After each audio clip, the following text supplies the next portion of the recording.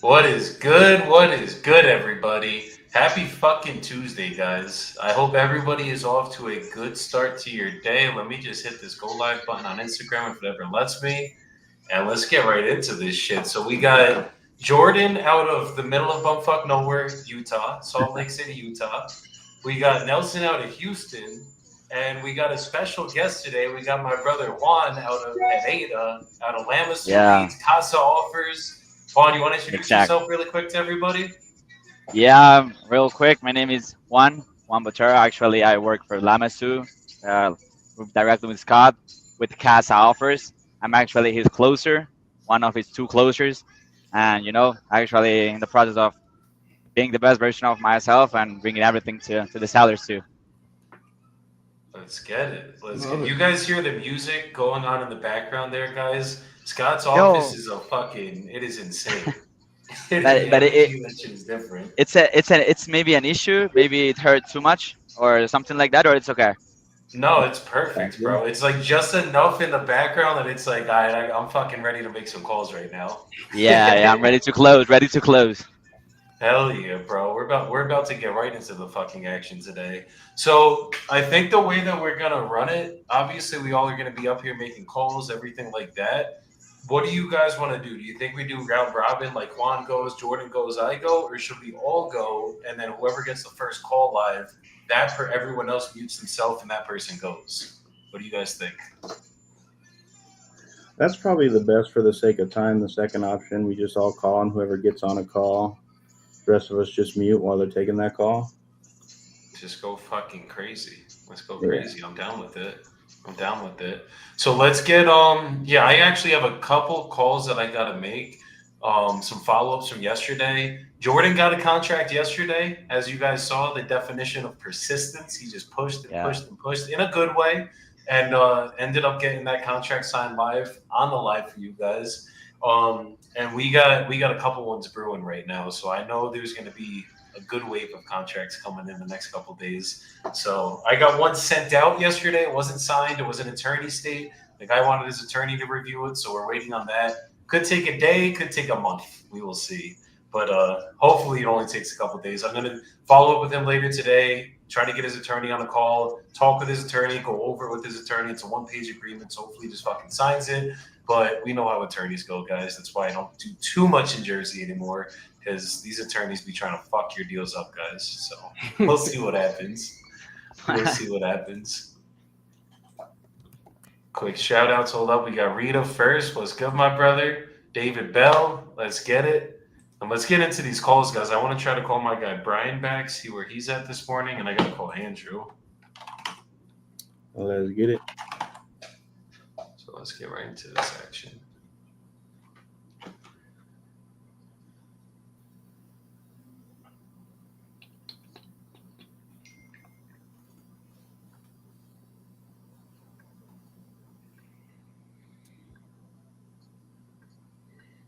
It's the calm before the storms, guys. We all got quiet. That means we're fucking finding our leads to call.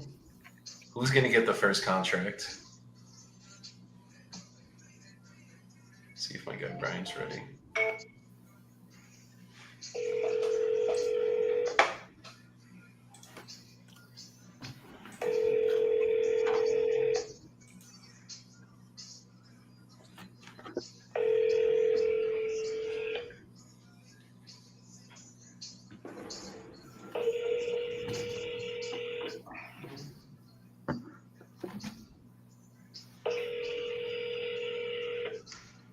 Your call has been forwarded to.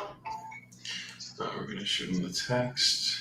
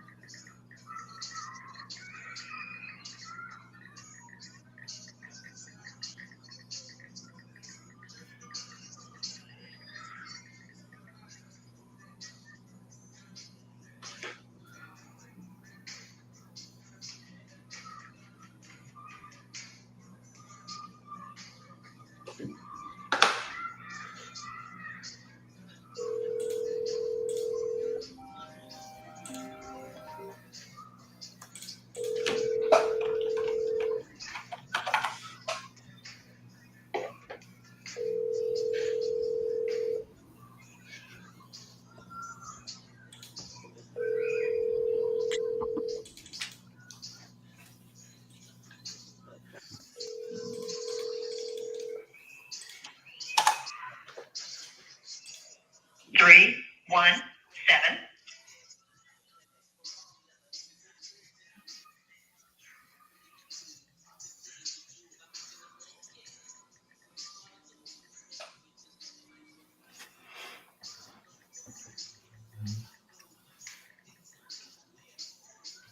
All right, cool.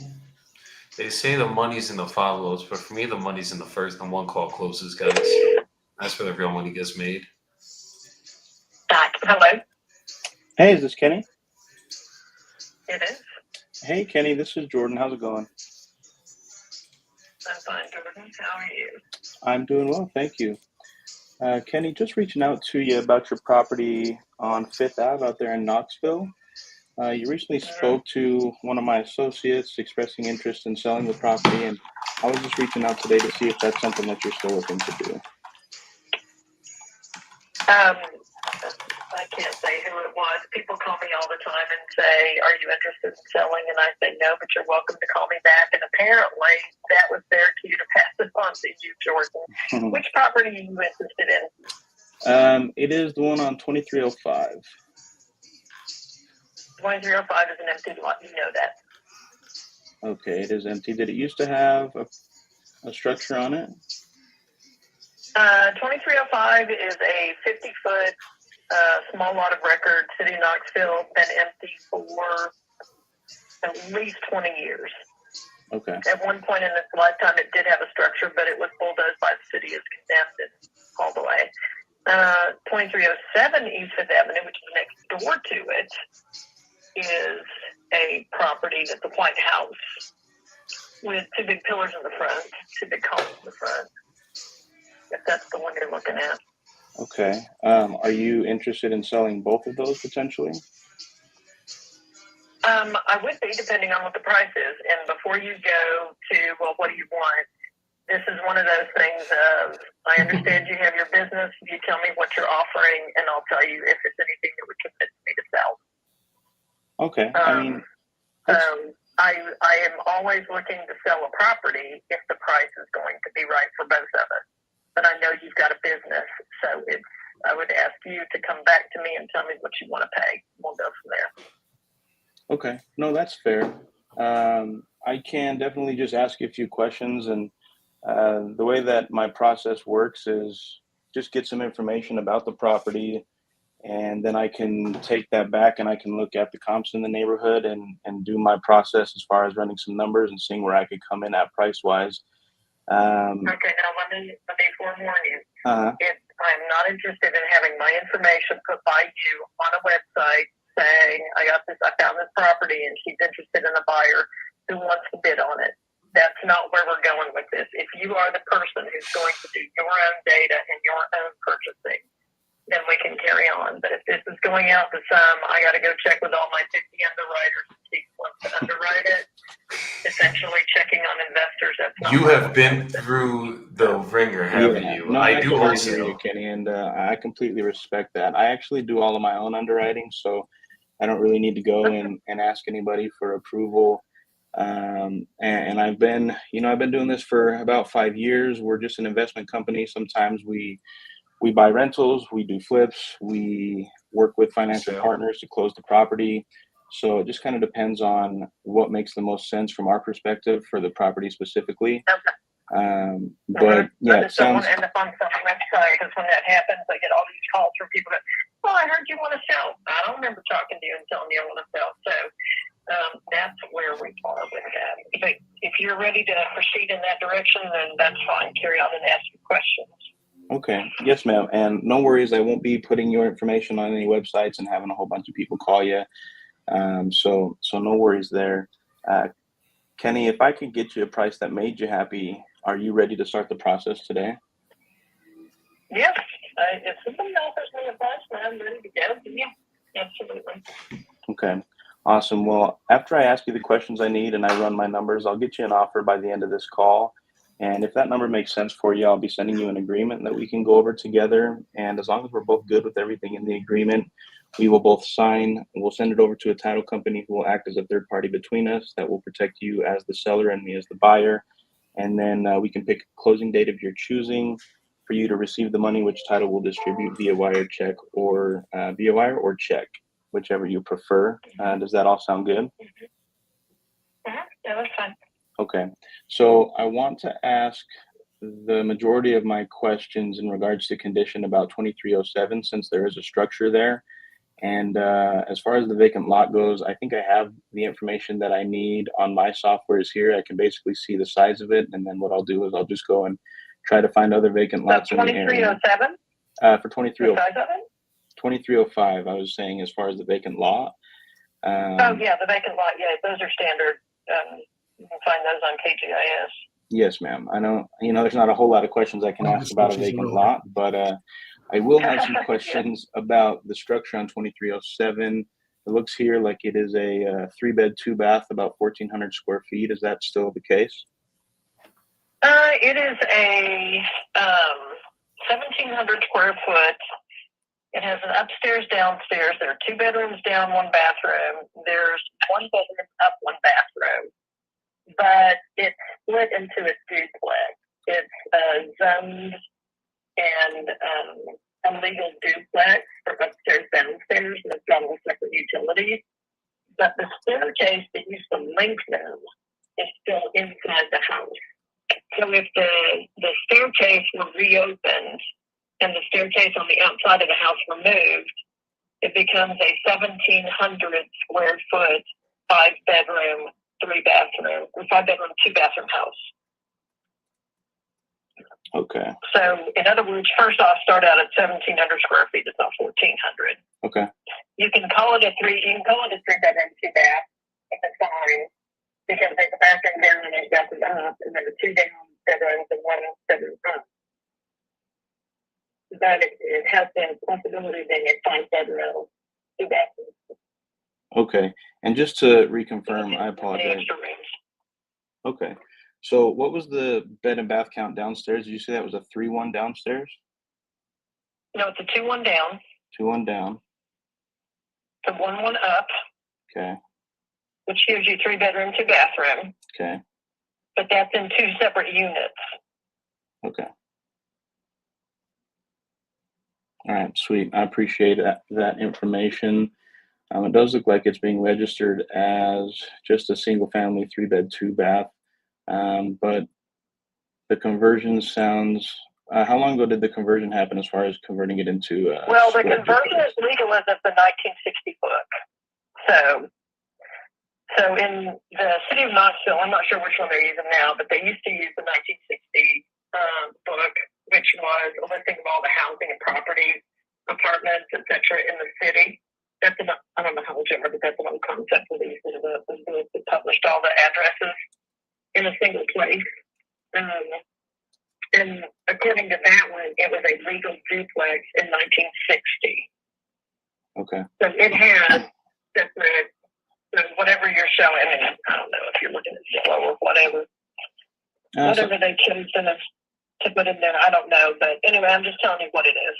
Sure. No, okay, I hear you. I appreciate it. Since it's split into the duplex, is each unit on like a separate meter, or is it all on the same meter that runs through the property? They're separately metered. Okay. That's good to know. I appreciate it. All right. As far as the condition of the property, what's the story with this one specifically? How is the foundation and the structure? It needs upgrading. It needs upgrading. Okay. It's not ever been upgraded as far as I can tell. Okay, so everything is pretty much original? Yeah. It's got the pink tile and all that in it, the bathrooms. Okay. So how old would you say the roof is? Oh, the roof is like 11 years old. It was just changed out, brand new, and it had new decking put on at the same time. Okay, so new roof and new decking put on about 11 years ago. Yeah. Okay, and the foundation is solid? Wait a minute, 2016 is when it was put on, 16. So it's about 9 years old. Okay. It's about 9 years old. And then ask me the next question. Sure. What do you think? Just curious about the condition of the foundation. Is everything good in that regard? Yeah, foundation is fine. There's some windows in it. I closed them in because I got bored with them. Okay, sweet. There's no reason to have that many windows in a basement.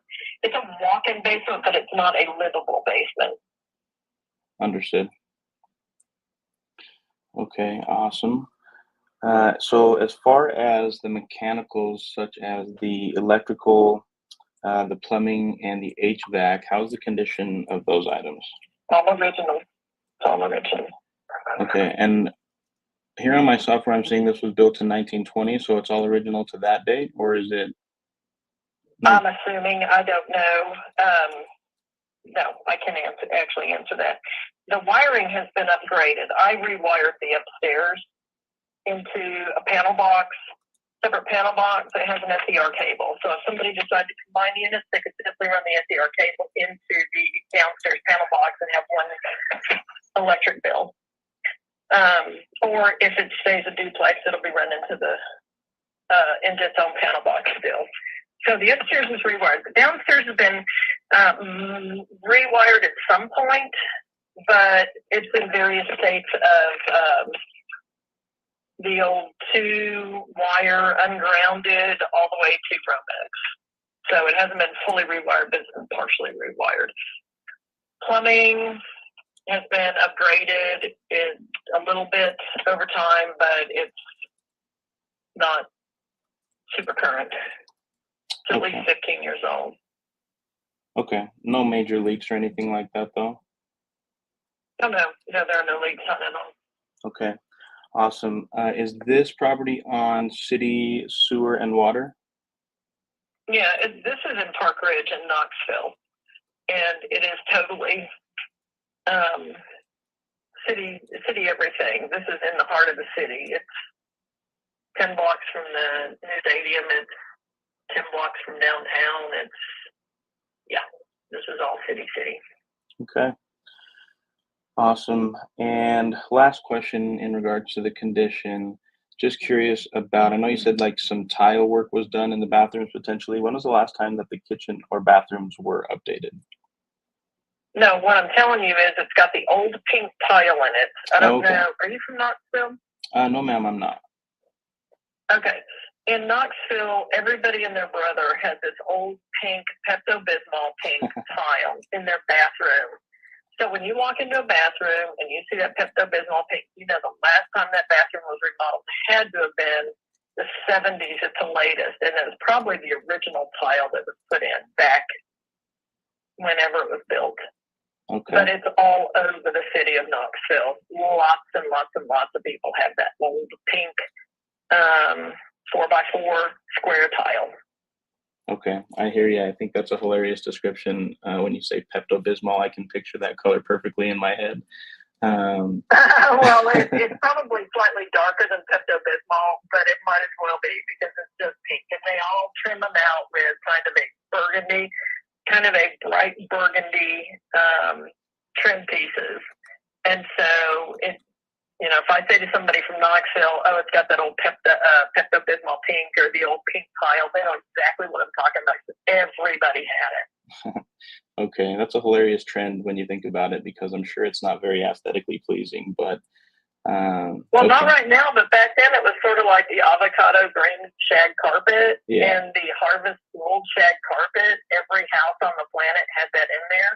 Yeah. And when you're doing some renovations on some of the older houses, you can still pull out that harvest gold or avocado green shag carpet. Sure. So it's the same kind of thing. Somebody thought it was pretty, and everybody did it. Oh, it's so funny. So funny to think about the trends of years past and how far we've come and where things are at now. But okay, I hear you. So probably want to redo the Pepto-Bismol tile in the bathroom. That's not something. That's why I said the whole thing needs to be upgraded because you're not going to want to keep that. Nobody's going to want it. Well, there are a few people who go, oh, I love that. Yeah. Okay. I think most have been past it. Okay. All right. I hear you. So get rid of the pink tiles, most likely. I will make note of that. I appreciate you giving me some info as far as the condition goes. Assuming we could agree on a number today, what time frame would you want to close in? Oh, you can have it as soon as you want it. I mean, that's not anything that I'm doing anything with right now. Okay. We typically work on a 30 to 60-day timeline. Would that be all right for you? Yeah, that's fine. Okay, cool. Cool. And last question about the property specifically, is it currently occupied or is it sitting vacant right now? No. Okay, vacant. Cool. All right, and I have all the information I need as far as the condition and everything like that to go and check out the comps and kind of get an idea of where I can come in as a number. I am curious, however, as to why you would be interested in selling the property. I know you kind of said if you were to get the right offer, everything's for sale for the right offer, but so it sounds like it's sitting vacant, and I'm just curious if it's been vacant for a while, or like what would be the reason that you'd consider selling right now? No, there was a tenant in there for about 8 years, and I had her leave back in September of last year. Told her it was time for me to either fix it up and be done or sell it off and move on. Okay. So I moved her out in September. Okay. And just another curious question. You say you potentially want to sell it and move on. What does that look like for you? Are you just kind of trying to roll this into a new investment or get out of investing? No, I'm retiring. Okay. I'm done. All right. Awesome. Have you owned a lot of rentals? No, this is the only house I've ever rented out. Yep. Okay. How did you like being a landlord for 8 years? She was the best. It started out with 4 of them, and then it was whittled down to 2 of them, and then it was whittled down to 1 of them, and they were all really good. They came as a group, and then 2 of them moved on, and 2 of them stayed, and then 1 of them moved on, and 1 of them stayed, and they were just nice, and they paid their rent, and they kept their heads down and their mouths shut. And they were perfect. They just paid their rent, and all was good. Okay, that's awesome. I would really love to get into the rental game myself. So I always just like to ask how the experience went, because I mean, you always hear those horror stories and tenants are just destroying the property. And so it's always nice to hear that there are still some good tenants out there that will take care of your property, pay you on time, and kind of make the whole process easy as far as being the landlord goes. So that's pretty awesome. Well, I got lucky. My next door neighbor has her property. She moved out and started renting it. She's had 2 renters in there that basically keep the place pristine better than she would. So she got really lucky too, but she had like 200 applicants for the property, and she was really careful about who she selected and what their credit scores look like and where they worked and what their plans were and all that. So okay. So I guess it just depends. I kind of learned from her. If I ever wanted to do it again, I would want to make sure that I ran credit checks and all that sort of thing. Oh, absolutely. I feel like that's pretty important in today's world. From the sounds of it, Knoxville is sounds like a pretty good place to have a rental. Maybe I got to consider scooping something up in that market and sticking a renter in there. 200 applicants for one property is a lot. Well, this particular area that you're buying, and where are you from? I am located in Salt Lake City, Utah. Okay. The property that you're looking at is in an area called Park Ridge. And Park Ridge is a downtown community that's always had a very high attraction rate for people because all the houses are different. They're older. The people who love older houses love to move into Park Ridge. And right now, the 1,200 square foot house is selling for anywhere from $315. One just sold for $315 on the same block as the house you're asking about. About 4 doors down, it was 1,200 square foot house sold for $315. There's another 1,200 square foot house about 5 blocks away on Washington Avenue, just sold for $350. So the pricing, people want. It's an attractive place.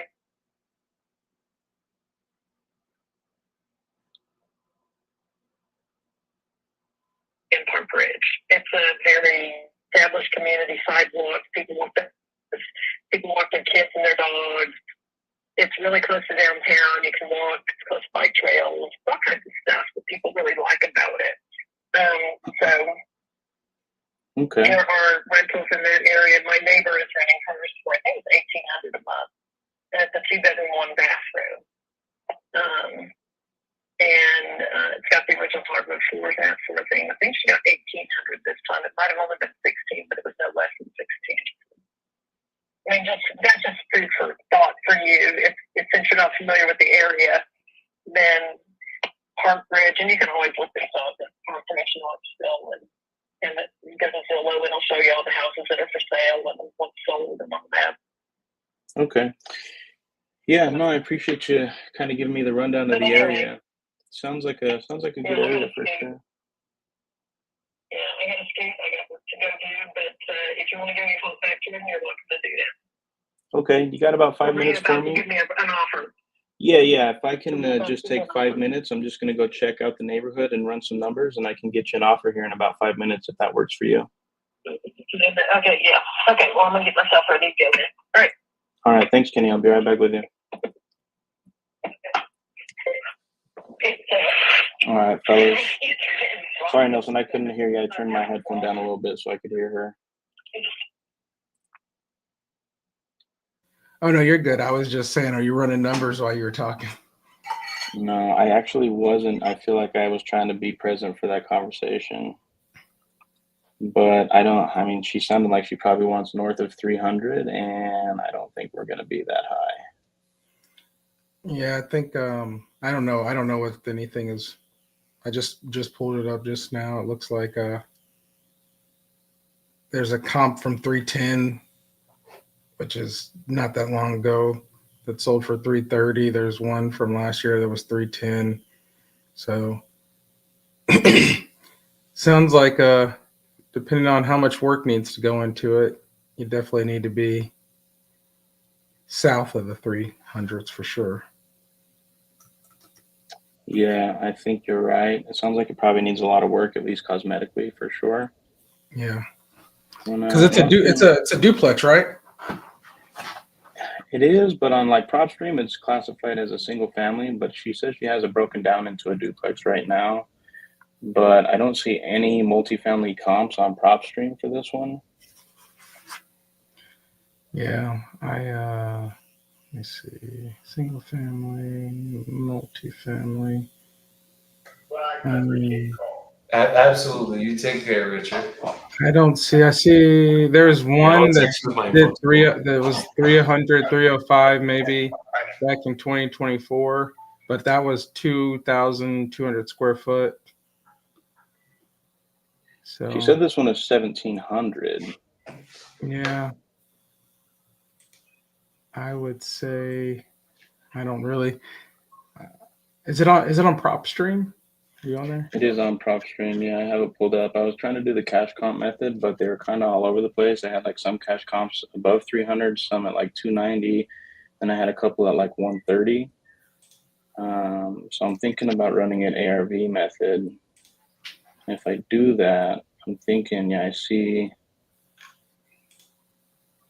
Let's hold on. Let me do this. I see that comp you're talking about at 330. I'm thinking that's probably going to be ARV right around that price. Yeah, I would say 330 is probably your top dollar. I would probably pitch her like, hey, for cash, we would need to be at this number. We might be able to get you 330 if you're open to doing like a seller financing deal, so I can have some time to fix it up and clean it up and put a renter in there and then refinance out of it. So, I would say, hey, there's a way where I can get you probably the number you're asking for, and then there's probably a way where I can get you this cash and wrap it up fairly quickly for you.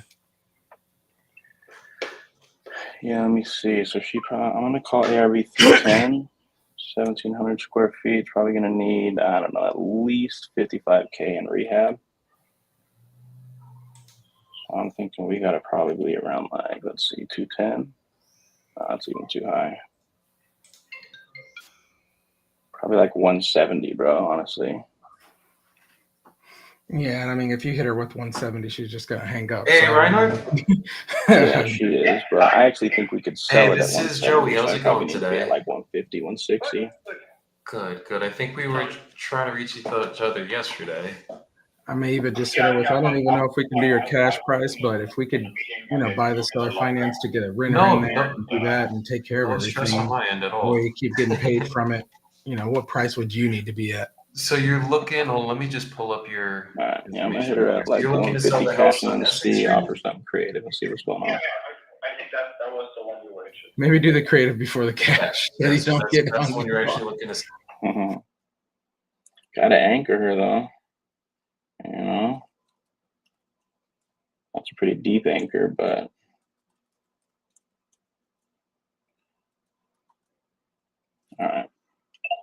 all right, Kenny, thank you so much for holding for me. Are you still there with me?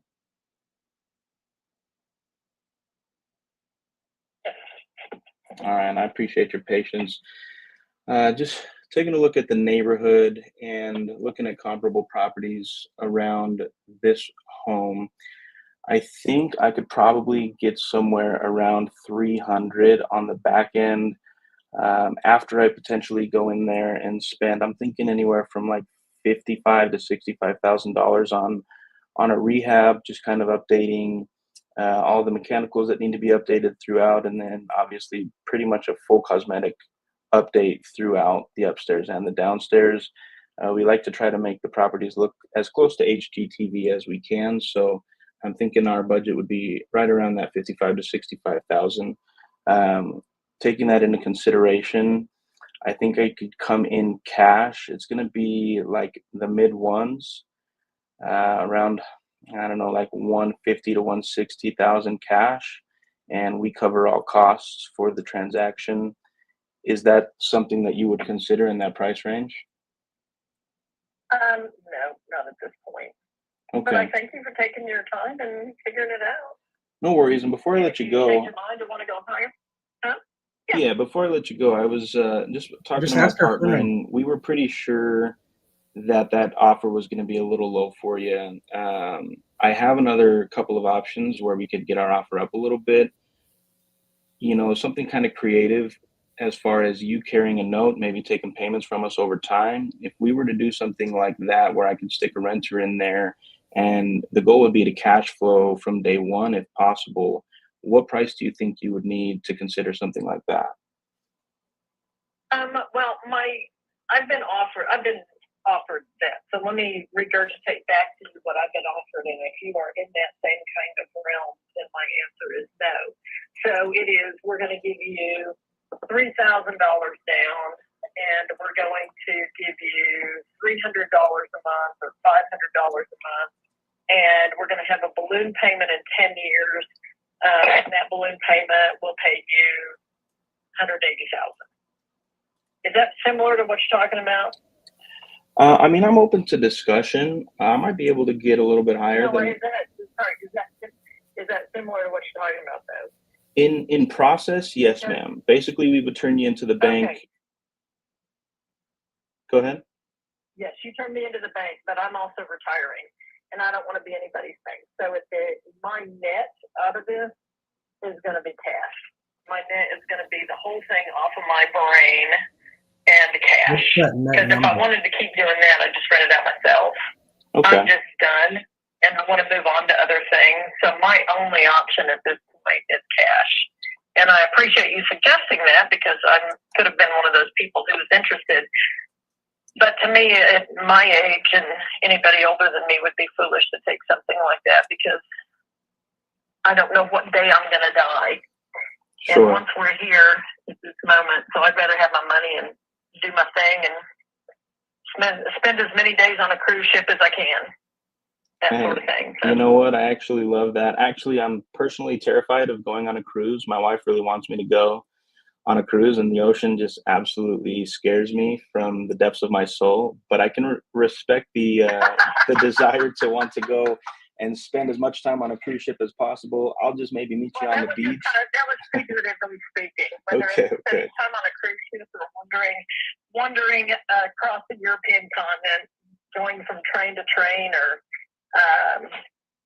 on foot or whatever. I would rather do that. So, $500 a month and a $3,000 down payment on let me see, at the house that just sold on Washington Avenue was 1,200 square feet and it sold for $350.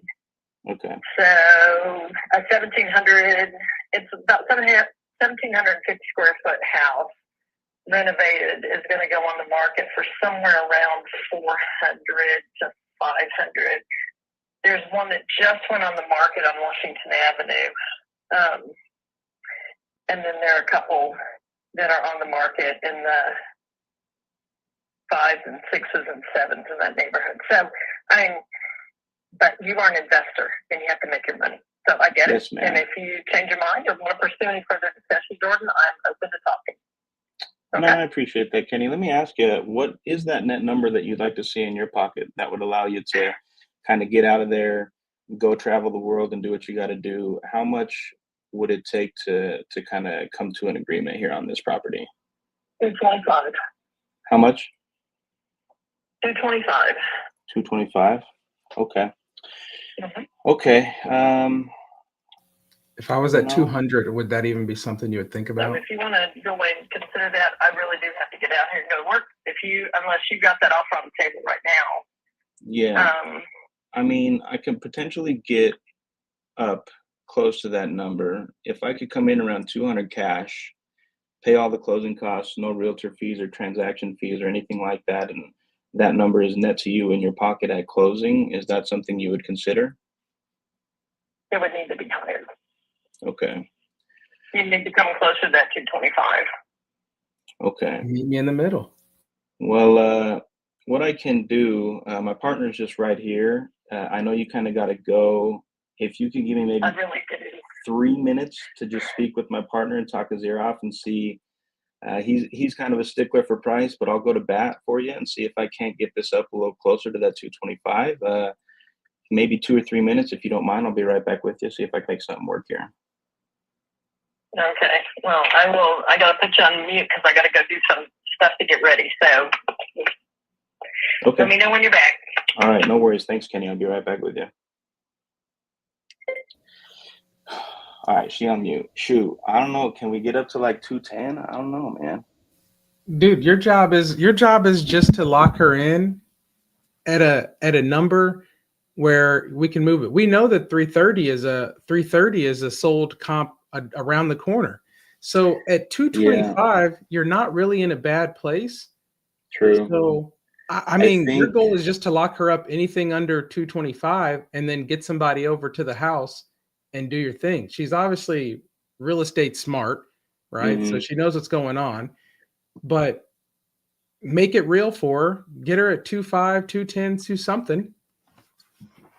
Yeah, that's what I'm thinking. Because now that I'm on Zillow, I'm seeing different comps that aren't on PropStream. I mean, there's a 1900 sold for 370. There's a 1500 sold at 385. There's this one here that is an 1800 sold at 400. And hers is, 1700. Don't overthink, brother. She gave you the number. Just knock 10 off and do the deal. All right, let's see if I can lock her in at 210. Get her email address. All right, I will. I got you. Let's see what we can do. Okay, Kenny. Thank you so much again for holding for me. I'm back with you. No, it's okay. Well, 210 and let's make this thing go to bed. 210 and it's done. Go ahead. All right, no worries. Thank you again for giving me a couple of moments. It wasn't as difficult as I expected it to be to kind of twist my partner's arm here.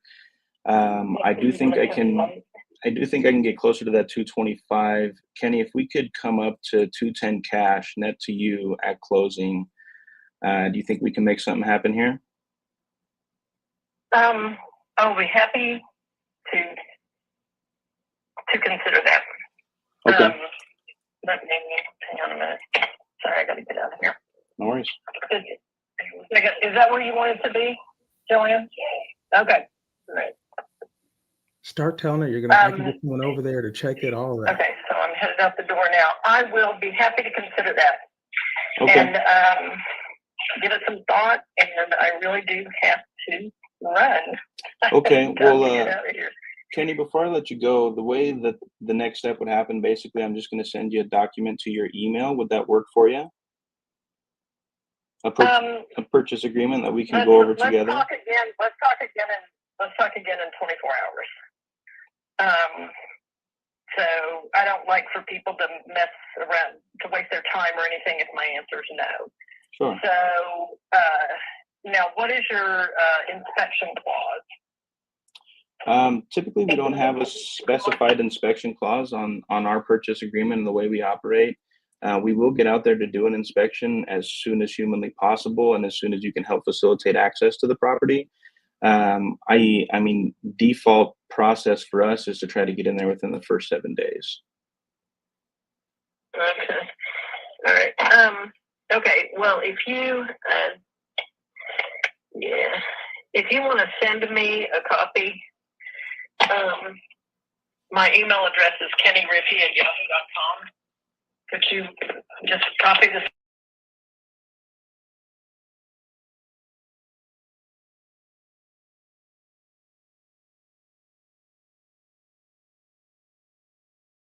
Chat. Okay. No, I absolutely. I'll get this typed up as far as the purchase agreement goes. And I know you said you'd like 24 hours. Sounds like you're busy today. Is there any chance it's a 1-page agreement, maybe like 1.5? And just the way that I like to work is I like to kind of be on the phone with you and read through it with you so we can go over it together. That way, if you have any questions, you can just ask me as they come up throughout the agreement as we go through it. It should probably not take us any longer than 10 minutes to read through that. Do you have maybe 10 minutes for me a little bit later today? I am leaving right now, and as soon as I get finished with my work, I've got 2 meetings I have to go to. So I have a lot of meetings at night for my church and other organizations I volunteer with. So the answer to that is probably no. Okay. I tell you what, why don't worry about sending me the agreement. Just give me 24 hours, and we'll talk again tomorrow. Okay. Well, I can plan on giving you a call tomorrow morning around this time. Would that time work for you? It's better around what time is it? I'm pretty sure I was supposed to be out of here like an hour ago. Oh, shoot. Oh, yeah, it's 12 o'clock. It's 12:15. Yeah, if you want to call back around the noonish time frame, that'd be fine. And you said Jordan? Yes, ma'am. Okay, all right. Yeah, let's do that, Jordan. And you caught me at a moment when I was willing to talk, but now my moments are being chewed away, so I got to get out of here. Okay, no worries. Well, Kenny, I appreciate you making time for me today. I will plan on giving you a call around noon tomorrow, and I look forward to speaking to you then. All right, thanks, Jordan. All right, thank you, Kenny. Take care. Bye-bye. I feel like we could lock that one in tomorrow. I think that's a good one, man. I mean, we know the numbers we know 330 is our minimum. Yeah. And we're already at 225 and 210 she's considering. At this point, it's just about locking it up. Yeah. No, and I feel like we had a good conversation. She's a sweet lady. I think I call her back and get her locked into 210 tomorrow. I was expecting her to be like, yeah, I want 305. So that's why I said, yeah, just get her number. Dang, okay. Yeah. I knew that we were close when she said the other guy offered her this, and 180. I thought, yeah, she even heard out 180. We're not too far off. Yeah, for sure. Yeah. That's good stuff, man. Yeah, I appreciate it, man. I feel confident that we'll get her tomorrow, assuming that she picks up the phone. As long as she picks up, I think I'll lock her. Oh, I think you're good, man. You got the address. You're good. Yeah. Oh, I didn't even ask her about that lot, too. Juan, jump on here. What's up? We always want to hear, brother. Yeah. No, real quick. I said that it was super cool the way she was defensive at the beginning with you, right? Like she already knew all this process, the underwriting process, and not every single seller knows that. That's information because he has been through the process before. And the way like you give the defense down for her, and then she start opening it up, I think that there's the magic. Obviously, at the beginning, they're gonna start with a crazy price, and that price at the beginning was like kind of high. But then after that rapport, and after that, you make her feel comfortable with you. That's why like she gave like more or less, which would be like the real ballpark for that property. So yeah, I think it was a good one. I'm also trying to reach mine, so I can give a little bit of confidence. But wow, it was a good one too. Hey, Juan, I appreciate that, brother. That's love. I appreciate it. Good first call for the day for sure. Good first call, man. I think you'll get that one in eventually. Worst case scenario, you get it at 225. If the comps for 375 on that 1900 were something, there's money to be made in the deal, even at 225. So I think you're in the ballpark. She seems actually like a realistic seller. She just wants it to be somebody who's gonna close it and let her be done and retire. So Yeah, I think you for got that sure. one, man. Good first call. Me too. Thanks, brother. I appreciate you. Let's see.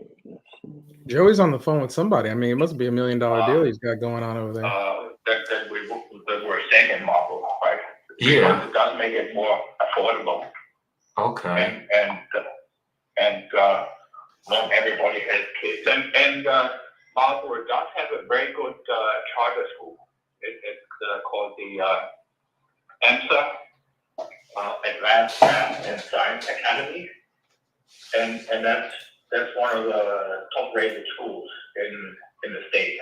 Oh wow. Okay, so then a lot of people go there to send their kids there. Then I'm guessing. Yes, yeah.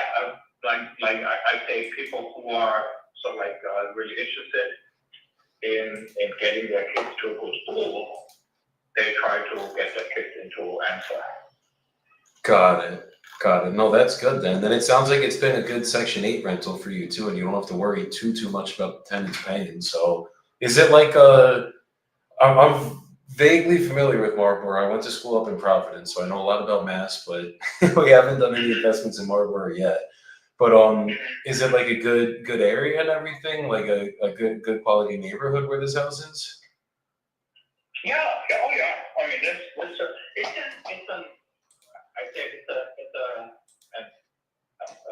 housing stock is somewhat older. It's mostly probably built in the 50s, 60s. But it's on the other hand, the lots are still nice, right? Typically, they're all at least like quarter-acre lots, right? Yeah, I'm seeing that. If you look at the newer developments, they typically are then either like townhouses or these kind of things, right? Definitely. And Okay. it's on a quiet street. It's a nice neighborhood. Like I said, the tenants, they moved for. I mean, they were the first tenants I had, and then they moved somewhere else. And then when the tenants afterwards moved out, they asked, "Oh, can we move back because we really like the neighborhood?" And they do really like it. They really do like the neighborhood. Understood. Okay. And then, so I guess because you've been doing this for 15 years and everything's been going amazing, has there ever been any bad tenant situations you've been into? Because I've heard Yeah. I mean, sure. I've heard some horror stories. We've had a couple ourselves. So. Oh yeah. I mean, you definitely have. I only have like 4 properties in Massachusetts. I have a lot more in the Pittsburgh area. But Oh, I'm seeing this. Oh, a lot of your properties are in Marlborough, PA too, it's looking like, right? No. So I have 2 properties in Marlborough. This rental, and then the house where we live. And then I have 1 townhouse in Worcester, and then I have a townhouse in Northborough. Oh, okay. And then I have a few more properties in the Pittsburgh area, Pennsylvania. Got it. Okay. How's the market been for you out in Pittsburgh? We've had a couple deals out there, and so far not so good for us, really. Oh, really? No. I could be happier. What is it? Just because the returns are so much bigger over there for you? Like you get, I guess not similar rents, but It's a little different. Right? So the Pittsburgh area. So when I started buying houses in the Pittsburgh area, you could buy houses for $30,000-$40,000, single family, 3 bedrooms. And there was like also like in maybe 12 years ago, 10 years ago, 7 years ago, right? And then most of them have also been really nicely appreciated.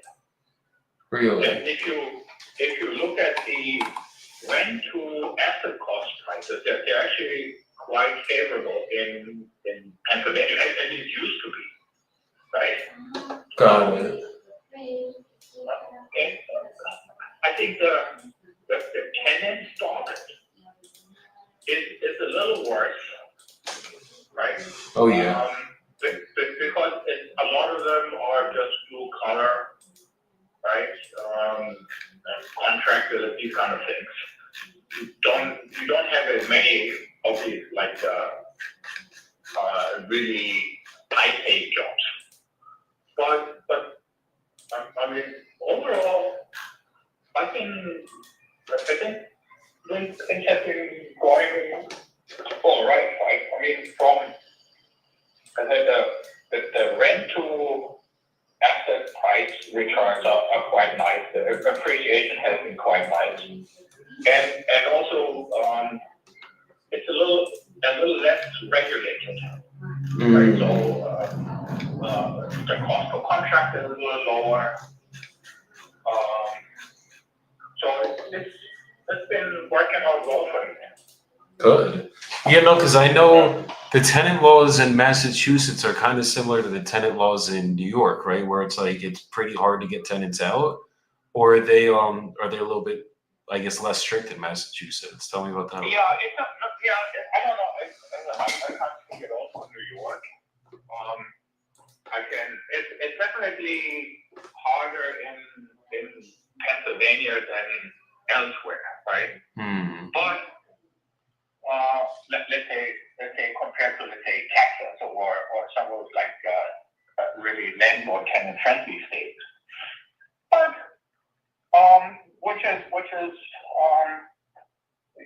you do your homework so like upfront, right? And you make sure that you find somebody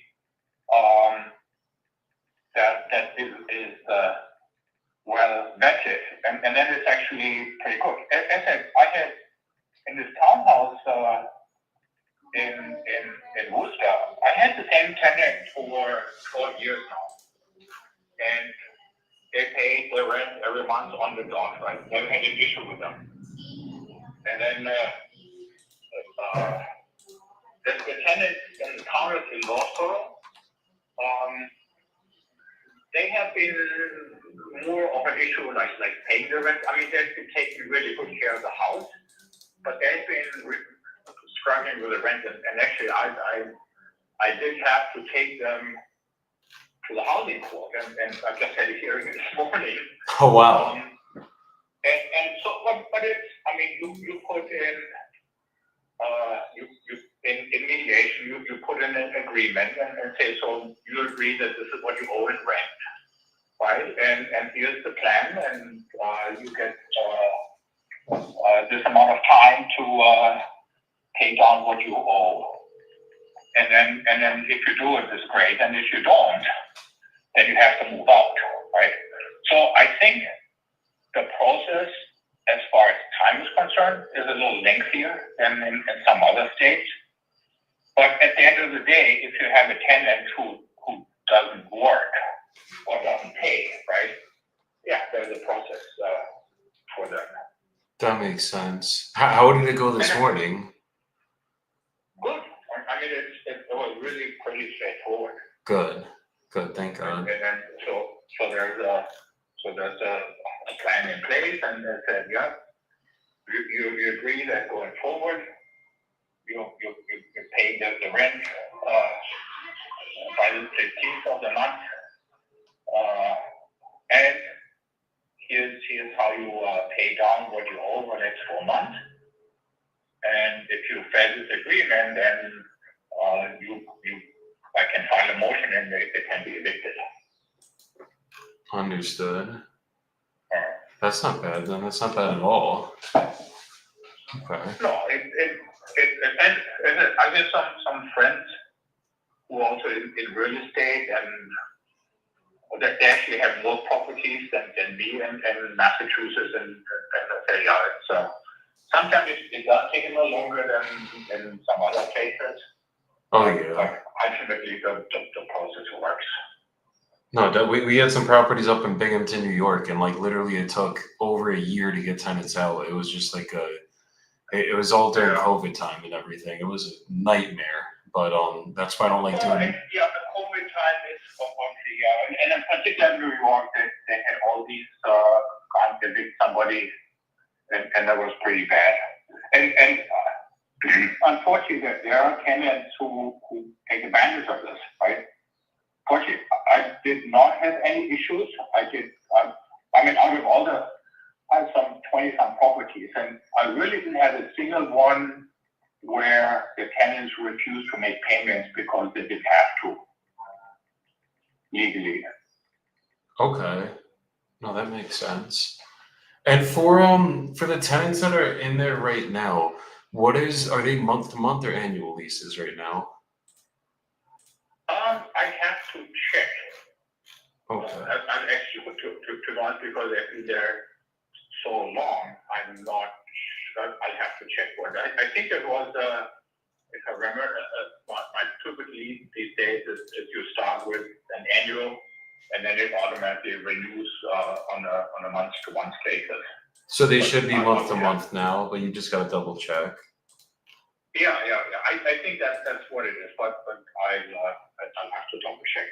Okay. And how much are they paying right now? Again, if you get off the phone, I can give you the exact number. I think it's totally something about 2,800. 2,800 around. Okay. Yeah. Okay. And that's between what Section 8 pays and what they pay, and a little bit of money that they pay extra. So it's not bad. Yeah, that's not terrible. It's just typically 2,800. Like if we're gonna, I might be able to get you more money, ironically enough, if we get them out, just because like basically what it would appraise for on the back end. Like if we did a small rehab on this, put in some work, and then resold it, we probably could make more money that way than like if they're in there, they're paying 2,800. I'd probably be coming in around like almost what you paid for it, like 250 to 280 range. And that's just because for us, we have to pull my money out of it, maybe do some rehab and get a mortgage on it. And the cash flow has got to make sense for both of us. Yeah. So I guess would that be an option if like we could give you time? It doesn't have to be like a 30-day quick close kind of thing. But I guess if we could close a little, give you maybe like 60 days to get them out, something like that. Do you think that would be an option for you or for them? Possibly, right? Okay. But then again, I haven't done the process. If 60 days is how it would be. First of all, I would have to look at the lease. Then I would have to look at is it reasonable for them to find something else in 60 days? And I wouldn't want to just sort of like kick them out. Yeah. They have been really good tenants, and I would give them sort of like the time they need. No, definitely. And then I would also obviously then it's like it depends on how much you would be offering, right? Absolutely. Right. And I'd have to see, I guess, what that number would look like. It'd probably be like just I can run my numbers, get you an actual offer right now, but just looking on the surface, it'd probably be something with a 3 in front of it, probably in that range if we're doing it straight cash. And then and that's probably, to be honest, something I wouldn't be interested in, right? I mean, I would have to talk to a realtor, and if the Zillow estimate is like 580, then in the car market, let's say if I do it through a realtor, I probably do get at least 500 something for it. So then why would I want to sell it for like 350? And in particular, currently, the mortgage I have, I only pay like 2.8% interest. So from that's low. Perspective. Right. I did a refinance while the interests were so like ridiculously low, and so that definitely helped me with my cash flow number. I said if you need to finance it now, and you have to pay like what 6, 7, 8%, your numbers will look a lot different than if you had a mortgage of like 2.8%. Definitely. Right. I mean, I guess because I could give you a couple different options. I mean, I agree with you. It's probably fully fixed up. If it was like, if you just did a quick rehab on the inside, like redid the kitchen, bathrooms, floors, paints, did. I think that you really don't know the kitchen. I think the floors in the living room and those other areas, they're all hardwood floors. They were redone before the current tenants moved in, and as I said, they're taking really good care of it. So maybe it would have to be painted on the inside. Maybe let's say if they would move out, right? What would I do if I would want to sell it? I most likely maybe would if needed paint the rooms. And then I think that might be pretty much it. What I would do. Okay, understood. Because I'm looking at some quick comps. I mean, I see the pictures of it when it was listed. I think for the tenant in the past. I mean, it looks like it's in. It looks like it's in pretty good shape. Yeah, it is in pretty good shape even today. Yeah, I think we would still just have to do. Either you or us, we would have to do some form of just a cosmetic rehab on it, just to get the top value out of it. Like if we wanted to sell it for in the 5s, and as I'm looking at comps, everything kind of is honestly going in the high 4s. Now that I'm taking a deeper dive into this, I don't know how Zillow has it at. Sometimes Zillow isn't fully accurate. It has it at 572. But just looking at what's physically sold in your neighborhood, the highest one is one on Sherwood Drive. It was a 3-bed, 1-bath. 1,029 square feet, same exact lot size as yours, like literally 10,000. Yours is 11,000 square foot lot, so basically same specs. And this one sold for 530. So I gotta see the pictures on. But the square footage on this house is a lot higher, right? What's the square footage on it now? Because the square footage I was getting is 900 and, or I'm sorry. No. It's 1630. Right. Oh, okay. Give me a second then. Let me check something else because I didn't realize. Okay, hold on. Give me 2 seconds, brother. So that actually might change things a lot for you. Oh yeah. Okay. What's the Addy? Okay. I mean, if we could, here, can I just put you on a brief hold really quick? Let me just run some numbers. Okay, just give me 2. You can. I should have to go pretty soon, but run your numbers. Because I fucking asked. Text me or email me or give me a couple options, and then we can take it from there. Okay, you couldn't give me like 1 more minute really quick to just run the numbers and see if I can get you a quick offer? Okay, all right. Okay. Yeah, just give me literally 1 minute and I'll be right back. I'll be quick. Yeah, of course. No problem. Okay, thank you, Reinhard.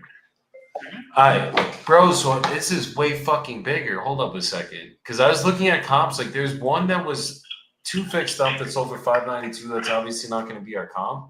There's a cash comp at 425. That was a flipper. It sold on market, but it literally needed a full rehab. So I'm thinking the only thing is there's no more cash comps. I might have to do the ARV method on this one, bro, because this is in Mass and there's a shit ton of buyers over here, and it actually might go in the 6s, bro. Yeah. And if you could get the 6s for this one, I mean, fuck. Hold up a second. Hold up 1 minute. Yeah, I was gonna say on the cash comp method, if you only have one cash comp, do you try to run an ARV instead? I might have, bro. 634 is the ARV on this one. I might be able to get him something in the 4s. What's he asking? He doesn't know what it's worth. He's like never. He's not the most motivated seller, guys. But I mean, it's probably gonna be about a 50 grand rehab. Like it literally, structure's good, foundation's good. Let's say you could sell it for 630. Hold on.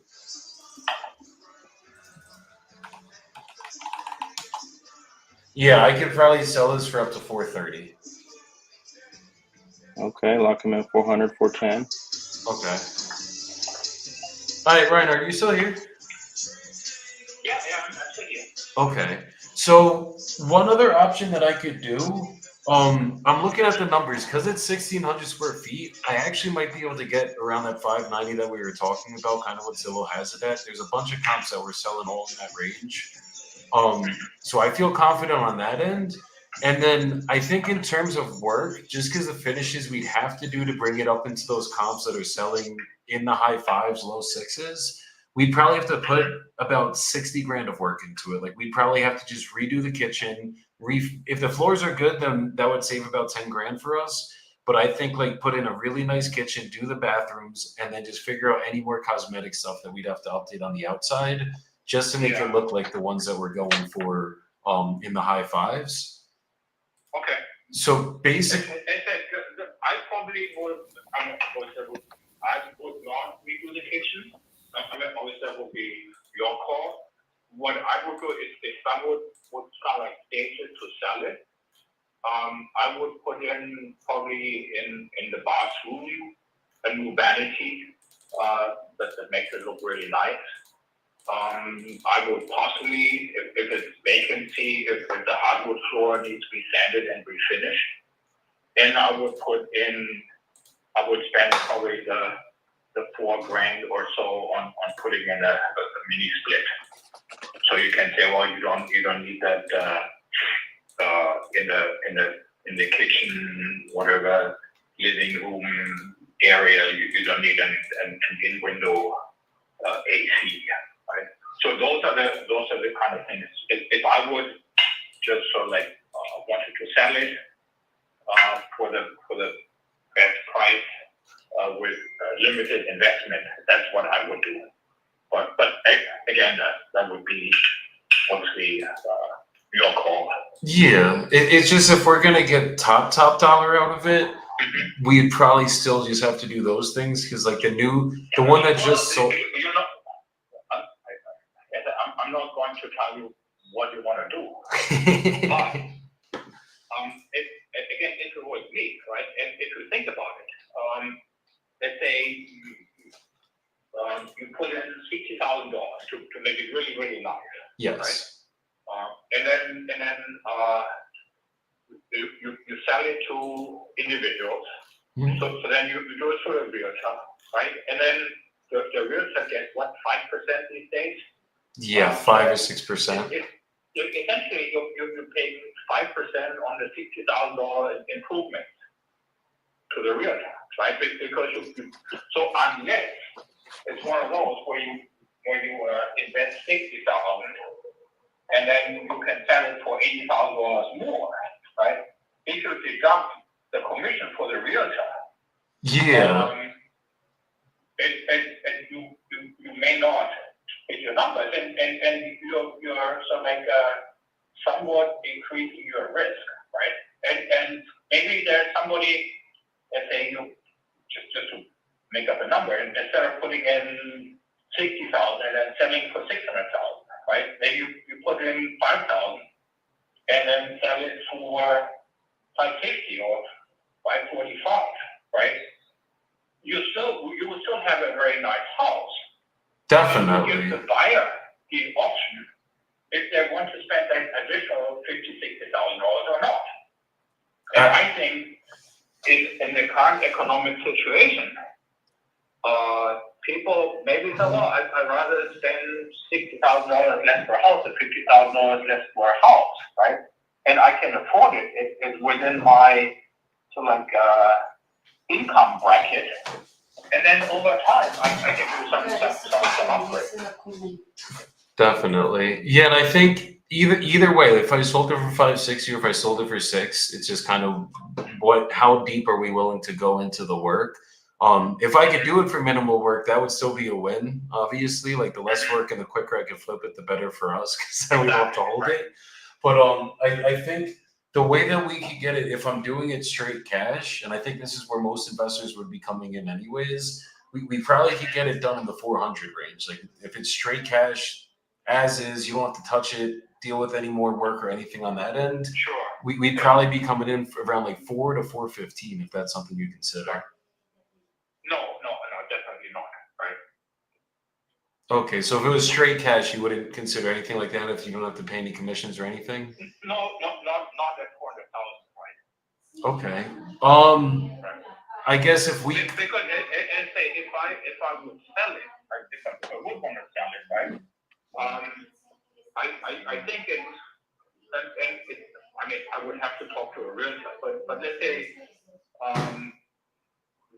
using Zillow as a guidance, right? And it does seem a lot of people look for Zillow, right? As kind of as a guidepost, right? And if I say, well, I'm so what I would do, I would probably spend like $5,000-6,000 on cosmetics.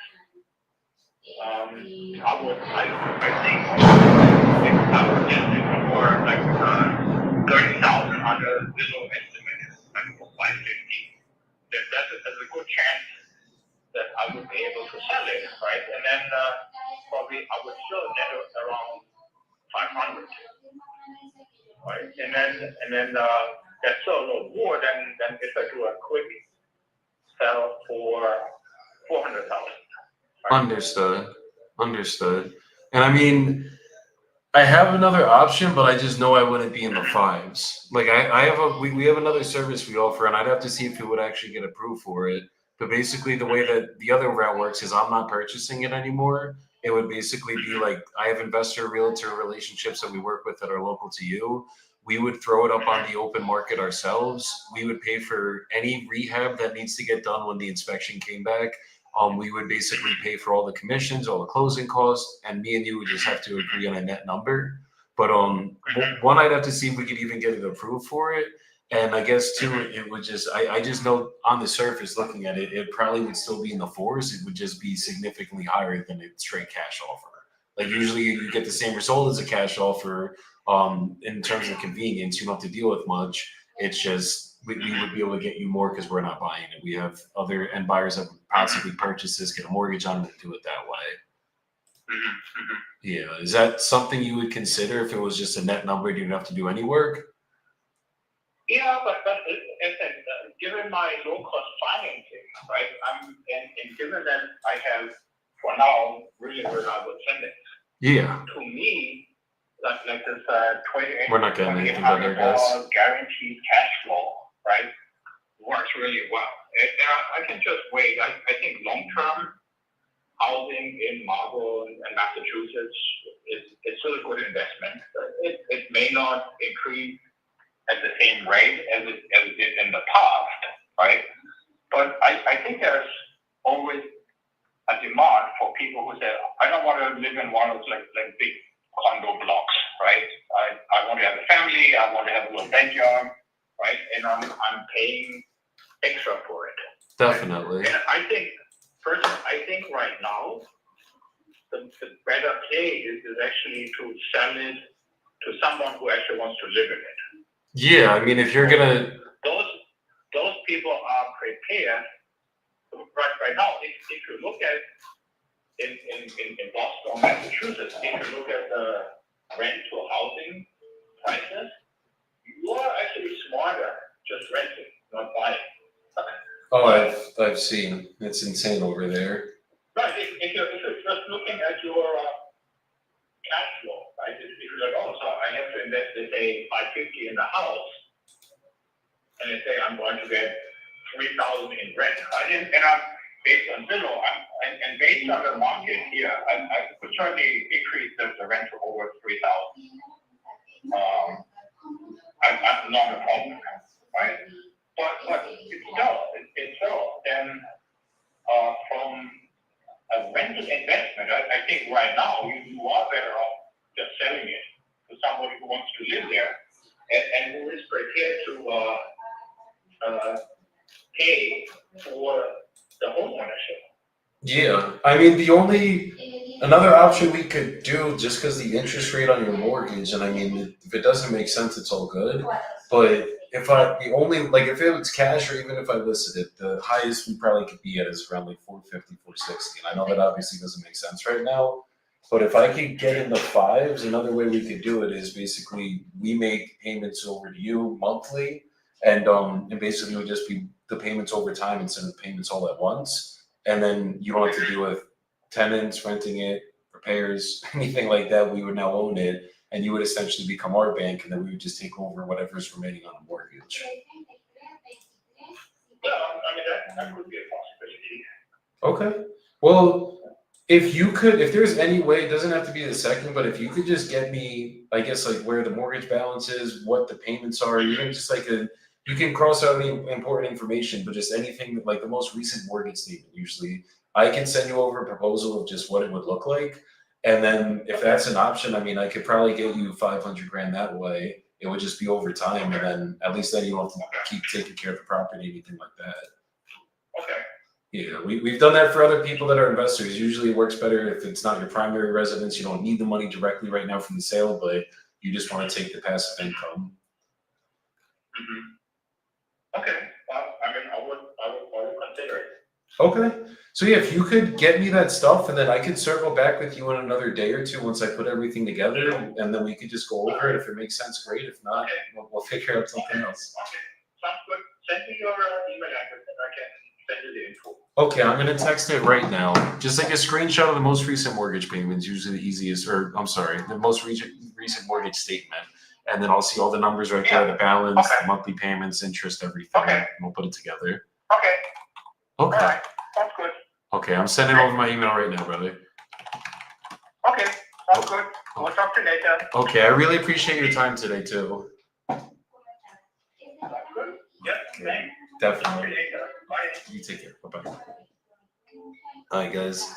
That was not turning into a contract, obviously, but we'll see. I mean, if I could get him on a creative, he has a 2.8% interest rate. It's in Massachusetts. It's rented out for $2,800 as it sits. Rent goes way higher in that area too. Like I could probably get over $3,000 monthly rent over there. Let me look at the rent meter, so I'm not talking out of my ass, but I know the rent over there is probably ridiculous. And I mean, that could be a good one in finance. We do 0 interest on the hybrid and do it that way. Yeah, no, it sounds solid. How much does he have left on his mortgage? You know? He has like $100,000 left on it, so most of the payments would be interest only. I'm sorry, interest free on the owner finance. So I mean, that could be a good deal. And there's no owner finance really that goes down in Massachusetts. So if he was willing to do that, it would probably sell in a day. Yeah. The mass market's crazy, bro. Like insane. Okay.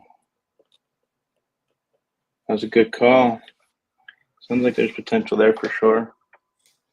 Yeah, I mean, he's not too motivated. We'll see.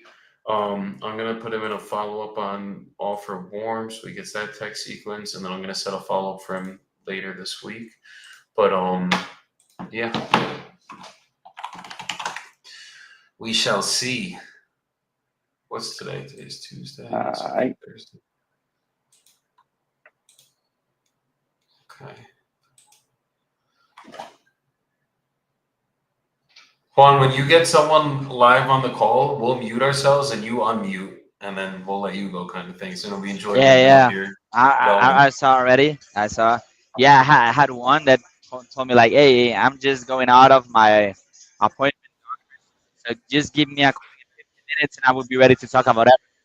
I said, "Okay, I will give you a call." Now I'm waiting for if I have time, so we can all listen it together. Let's line it up, bro. Let's get it.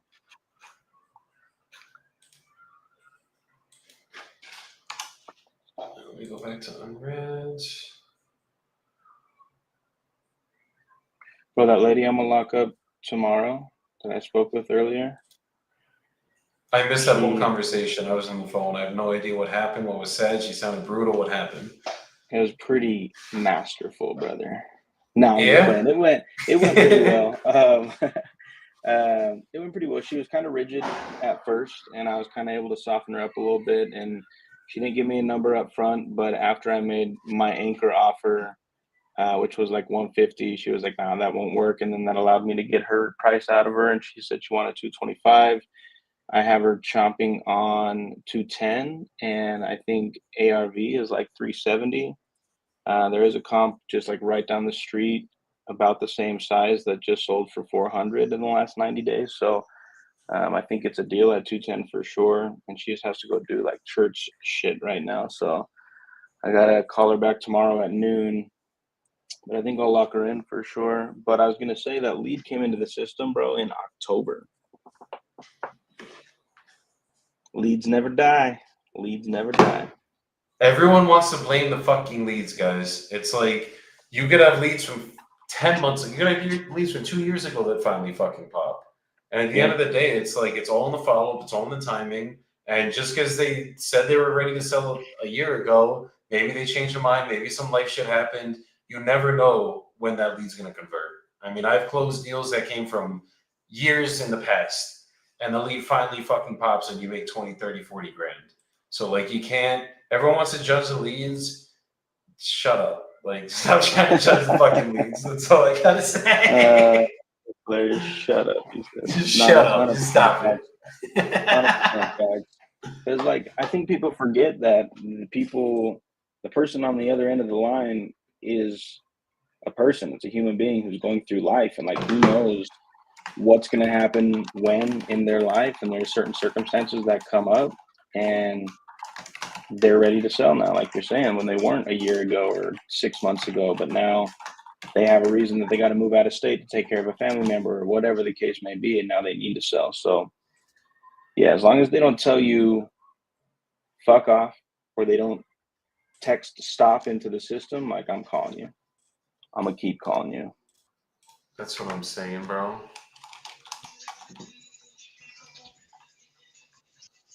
Yo, I wanted to say something, and it's not only that option that they say no. Also, when we can agree with them, like with the same timeline, that they say no just for now, but they will be ready like in 6 months. Because I had a lead like that before, right? She told me like, not now. I'm building my new house. My husband is building the new house. He personally, and I'm sure that it's gonna be ready in 6 months. But no less, absolute no less. So, and I know the timeline better than anybody because he's the one building it up. So yeah, at that way, there was a deal that we had that I closed. We agreed on a time and a like large time frame for them, but locked up the price first. You know what I mean? Like you Like locked the give them the contract up option. with him and then gave him Exactly. 6 months to close it. Yeah, right. Exactly. Like not 90. It was not those 6 months. It was 90 business days. So we would be like in the same page with them. But yeah, so that was an option too. Hell yeah. No, we got one like that that we're closing on in a couple weeks now that has been going on for like 7, 8 months. We had to extend a couple times, but it's finally getting closed up in a few weeks. And it was one of those situations where like we're ready to sell, like we want to do this, but we just can't close until December. It was like August back then. And it's like that's fine. You got to work with people's time frames. But the most important thing is you got that price locked in, and got Exactly. and then you can Exactly. As long as that price is like in that contract, the time frame is something that needs to be a win-win situation for both. But as of you're in the same page with them at the beginning, it would be something that you can work with, in my opinion. 100%, bro.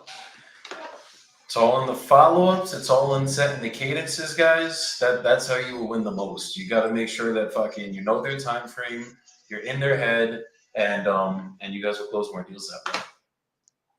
Yeah, absolutely. This lady tried calling me yesterday. Let's see what we can't do. I think it's gonna be. We'll see. Don't judge the leads, guys. Never. Look at me out here trying don't to prejudge it. Don't prejudge it.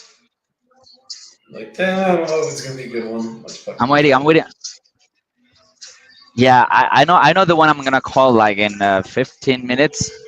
That's a good one. He has a good motivation stuff. Yeah, bro, let's get it. Lauren said, "Let's go." Hasn't signed a contract all month long on the. Hey, Jasmine. Hey, this is Joey. I think we were reaching out yesterday. We were unable to connect. You're looking to sell the property in Humboldt? I am. Okay, okay. And I think you said you're looking for something around 200 grand for it? Exactly, sir. Okay. If I got you an offer that made you happy, would you be ready to start the process today? Yeah, but we would need like 30 days. After close, all right? Yeah, no, we can't close today, obviously. We still got to go through title, but I'm just passing everything going for when I move on my property. I bought some other property. got you. Yeah, typically I can get it actually physically closed out in about 30 to 60 days, so that won't be a problem on our end. Okay, Okay. well, I'll tell you what. You can continue to talk whenever you get a chance, okay? Say it again? We can continue to talk about it whenever you get a chance. No, I got time right now. I was going to take you through the process right now. Is this still a good time to speak? Let me get off the phone with my wife, all right? Okay, so I guess call me back in a couple minutes and I'll be right here. All right, then, thank you. All right, thank you. I don't think his name's Jesma, guys. That's wife name for sure. He just went with it though. He's like, "Yep, that's me." I'm like, Yep. okay. But yeah, I think that's one of those type of sellers that wives like a decision maker. That's why it's her name, not his name, and that's why his first objection was directly with her. Like, oh, I have my wife. No, well, he literally said, I'm on the phone with my wife. Let me call you. He's like, let me call you right back. I should have been like, all right, well, do you want to just merge her in? We all talk? Holy shit, Yeah. though. He has a lot. He has a mortgage. He did like 2 refinances. So there's 3 mortgages on this property, basically equaling up to 173. That's one, basically call it 145. And then plus 19K. So they're almost underwater here. I was going to say this might have been a nice subject to property, but I don't think so.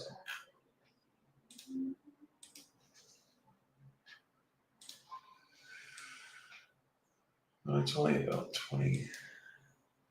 At least that might be, we'll see.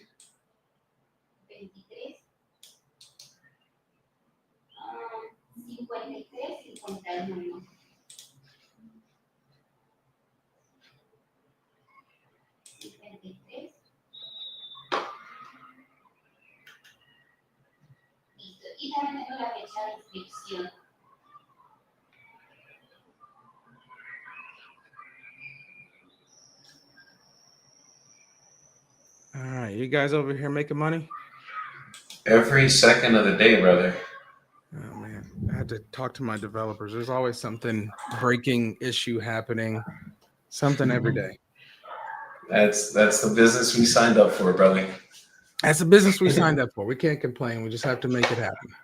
Just gotta roll through the punches, get punched in the mouth every other day, and eventually it works out.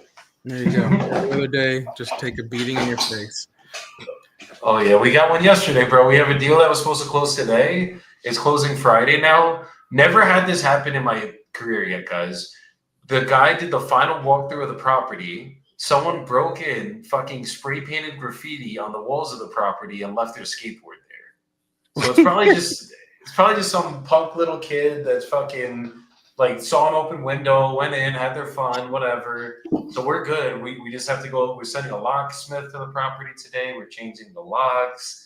And now it's not closing until Friday, guys. But I mean, at least it gets done. Rita, this was for a property that we have with one of my brothers, Jonas, out here in Columbia. This is one in Tulsa, Oklahoma. Tulsa. What's going on? Did you guys ever pick up or do anything with the Illinois deal? We're still marketing that one. I think we're starting to pick up some steam on that one. We're still marketing that one though. The numbers are there on that one though, bro. So we should be able to move it.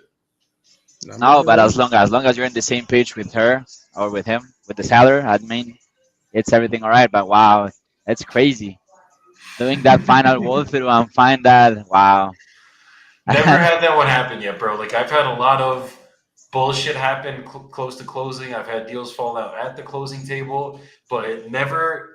The only thing that came close was with Rita, who's in the comments right now. We had a deal a couple months ago that the seller told us it was coming with a tenant. Thought the tenant was going to be in there, and literally we got told the day of closing that the tenant had moved out 2 weeks prior and just left the keys in the mailbox in Toledo, Ohio.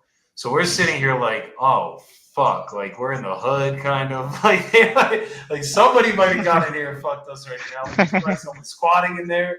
So it closed on time, same day, everything. But that whole day of closing, I remember just stressing, like, please God, do not make there be anyone in this fucking property. And then we finally got someone out there. No one was in there. Got the keys, sealed it up. We were good.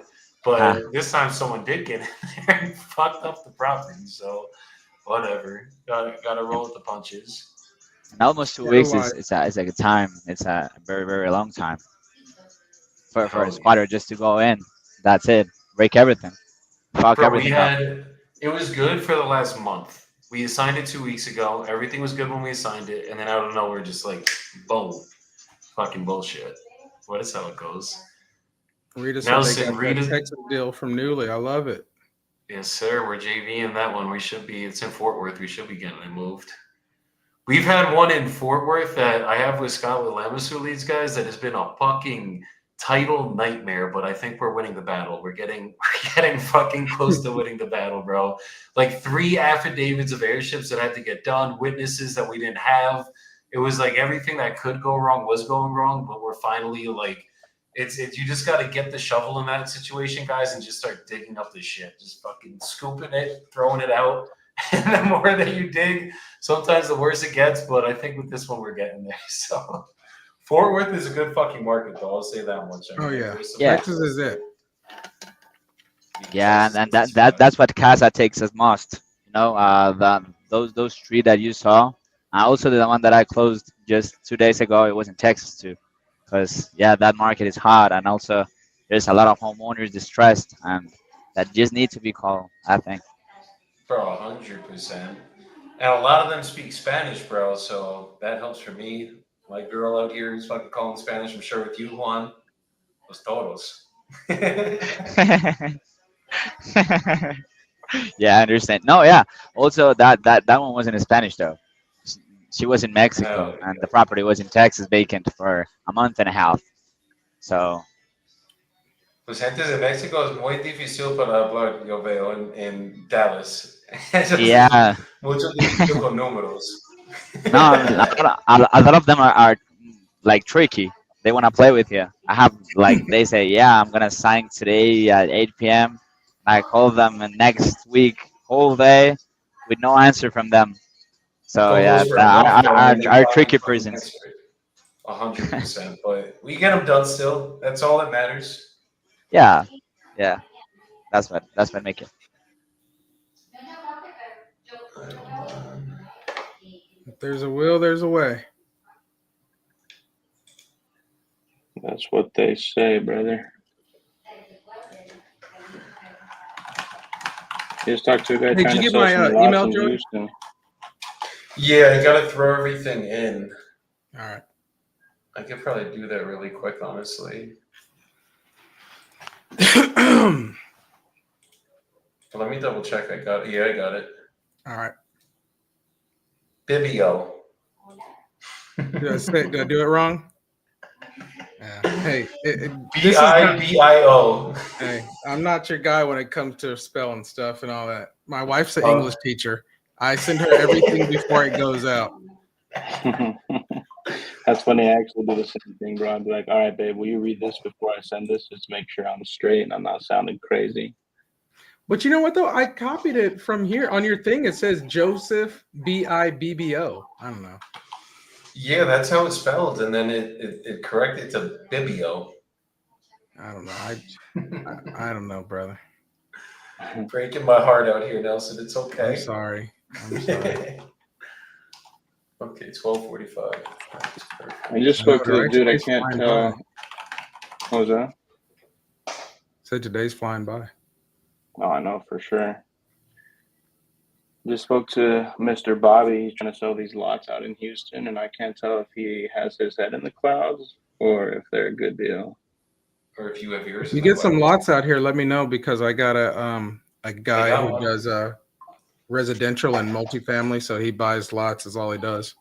We got one Okay. right now. I'll send it to you later, Nelson. Or let me have Mauricio send me the text. I'll send it to you right now, actually.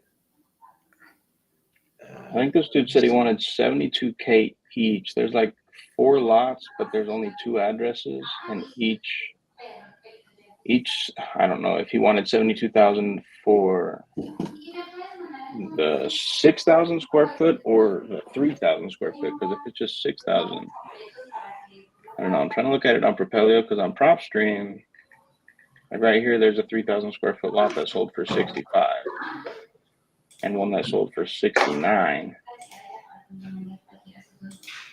And what does he want? One that sold for 80. 72, I think.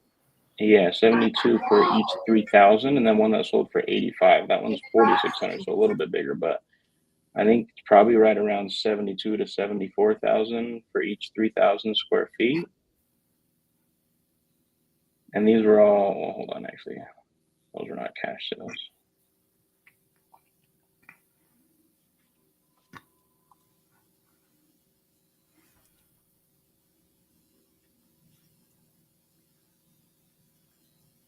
The PropStream be giving me whiplash. Some days in Texas, it's like estimated value, and you don't know if that's true, but then it's like other numbers are concrete.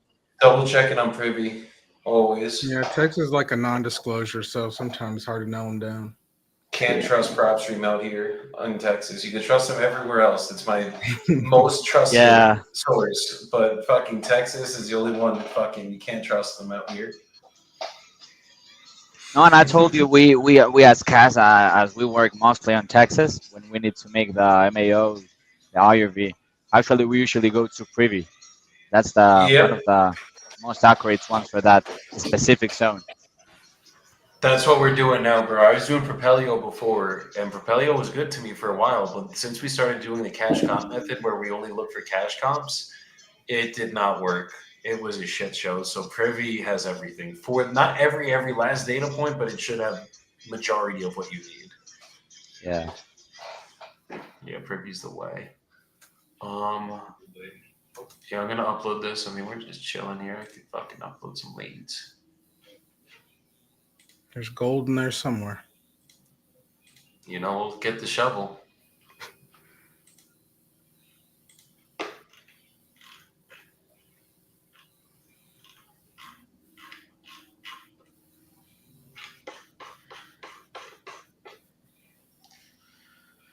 You know what? Now that I'm thinking about it, let me see something.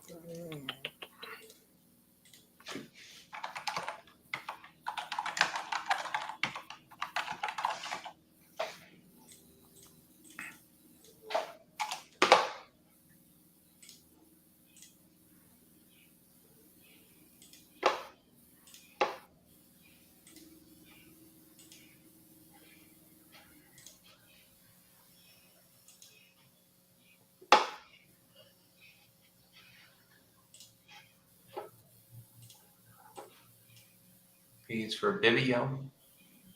Mr. Bibio. Senor Bibio. Oh, this one says 6,000. Okay, interesting. Wow.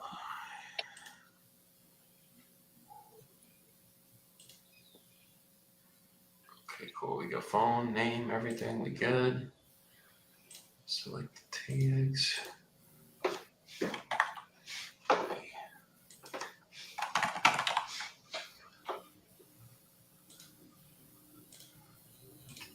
Oh, yeah.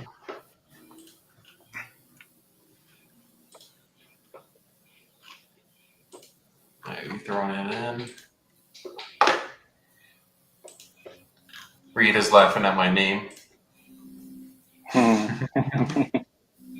Or it could have been from before, but we'll just assume it was about me.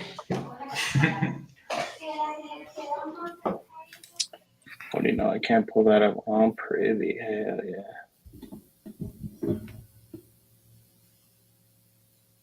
Hell yeah, brother.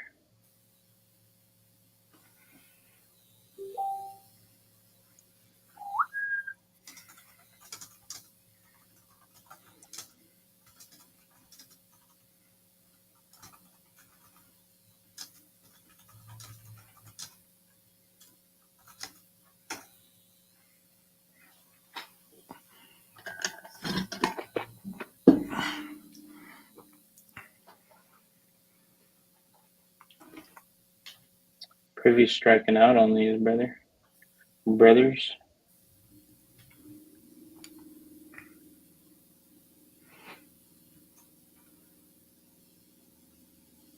Check this out, Nelson. I'm gonna throw this in the private chat real quick. You are in the Houston area? Mm-hmm.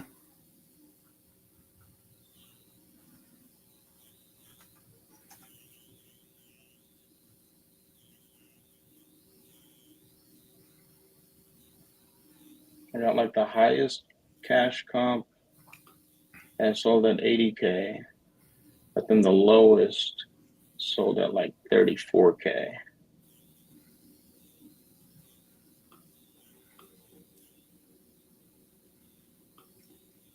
I think we could probably sell each 3,000 square foot lot as like at like 60K, maybe 62.5. Yeah, I'm just trying to look around the area real quick because I don't think I don't know if you're going to be able to push these ones out. Just trying to look to see if they're even doing any building around the area. Yeah, I didn't notice whether or not there were a lot of new builds going up there. Yeah. Yeah, I think these might be a little just.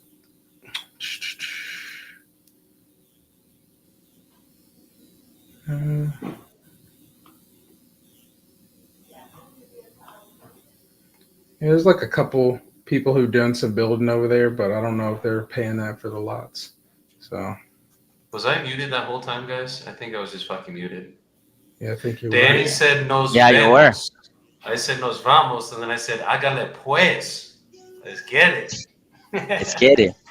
Let's get it. Hágale pues. Eso. Say it, Jordan. Eso. No, hágale pues. Hágale pues. Yeah. Eso. Parcero. We used that. Joey says. What was that? And Joey just always be saying marica. Oh, wait. Yo tengo Yeah. mala boca a veces, Juan. Lo siento. Yeah, but that parcero, it means like the dude, right? Like What my you say, guy, my dude? brother. Yeah, my boy. My I only say it to the ones that are really, really close to me. I don't use it with every single one. No, just with the closest. Oh, I hop in an Uber and I'm like, parce, ¿qué más? See, yeah, like, hey, todo bien, parce. Like that. Bien or no? Sure. Bro, the first time someone said bien or no to me, I thought they were like, am I okay or no? And I'm like, the fuck are you asking? Like, yes, I'm okay. Like, what do you mean? And I didn't know that's just like a normal way of saying, like, what's up? Yeah, it is. It is. Just like a what's up. Yeah, bro. I remember as a trainer at my gym, and I kind of looked at him funny. I'm like, I'm good. Thank you. Like, fuck you kind of thing. But he's actually just talking to me so normally. Like, Yeah, that happens. That happens a lot. Happens to Scott too. It happens. hell yeah. I think over there you probably need the lots under 45. I'm just looking at like one that sold for 45 last year sometime, but it's just not a lot going on over there. You still got. I hear you. Is that 45 for 3,000 square feet or 45 for the 6,000 square feet? That's 45 for 3,000. Okay. So he has like 4 of those. Yeah. Again, there's probably something. There's somebody who will buy them. It's just I don't know. Like I know my guy. I don't think he's. Hey, doing Mr. that. Green? Doesn't look like he's not. That's not the area you want to be building new multifamilies in. No, you're good. Is this, Well, at least for him, what he's doing. it's all good. It's all good. Is this a good time to talk now, though? Yeah, what's going on? Okay. So basically, if I got you something around that 200, you guys would be ready to start the process today, kind of thing, and then we could get this done about 30 days. We were saying. Yeah, that'd be cool. We do that. Okay. Okay. And then, are you the only one on the deed, or is your wife also on the That deed? easy. Just you. Beautiful. Okay. So the way that my process works, I'm just going to ask you a couple questions about the property, and then I'll get you an offer on this call. If that offer makes sense, I'll send you over a purchase agreement. We'll go over everything together. As long as you're good with everything on that agreement, we'll sign it, send it over to a title company. They'll keep you guys represented as the sellers and then me as the buyer. And then we'll just pick a closing date of your choosing to receive the money, and title would send that via wire transfer certified check. That sound good? All right. Okay. So tell me what's going on with the condition of the property. How's like the foundation and the structure of it? Everything good, man. We're living it now. Okay, so foundations. Four bedroom. There's a 4-bedroom. One of them use that as an office. Change the door on it, use that as office. Okay, what one of the bedrooms you said is getting used as an office? Yeah, we're using that as office. Okay. And how old's the roof on it? The roof should be around about like 7 years old. It's that. I'm 76. Okay. They just replaced the roof before we bought the house. Then the house was good. Got it. And it's still in good condition, no hailstorms have hit it, anything like that? Great condition. Beautiful, okay. And then in terms of the mechanicals, is everything original to when the home was built in 97? No, not really. Well, we did, let me see. We upgraded the AC unit. We had a licensed AC guy come in there and charge everything and went through the whole AC unit. So When was that done? real good. When was that done? That was done last year. Okay. Last summer, actually. And they put a whole new compressor unit in there? Yeah, they did everything there. Beautiful, Well, okay. it's the same unit, but he just went and upgraded, did everything in there. It's a Gotcha. drain pan, charged it, made sure all what is drainage, everything was done. And he did everything, so it's still warranty and everything, so. Okay. Okay, perfect.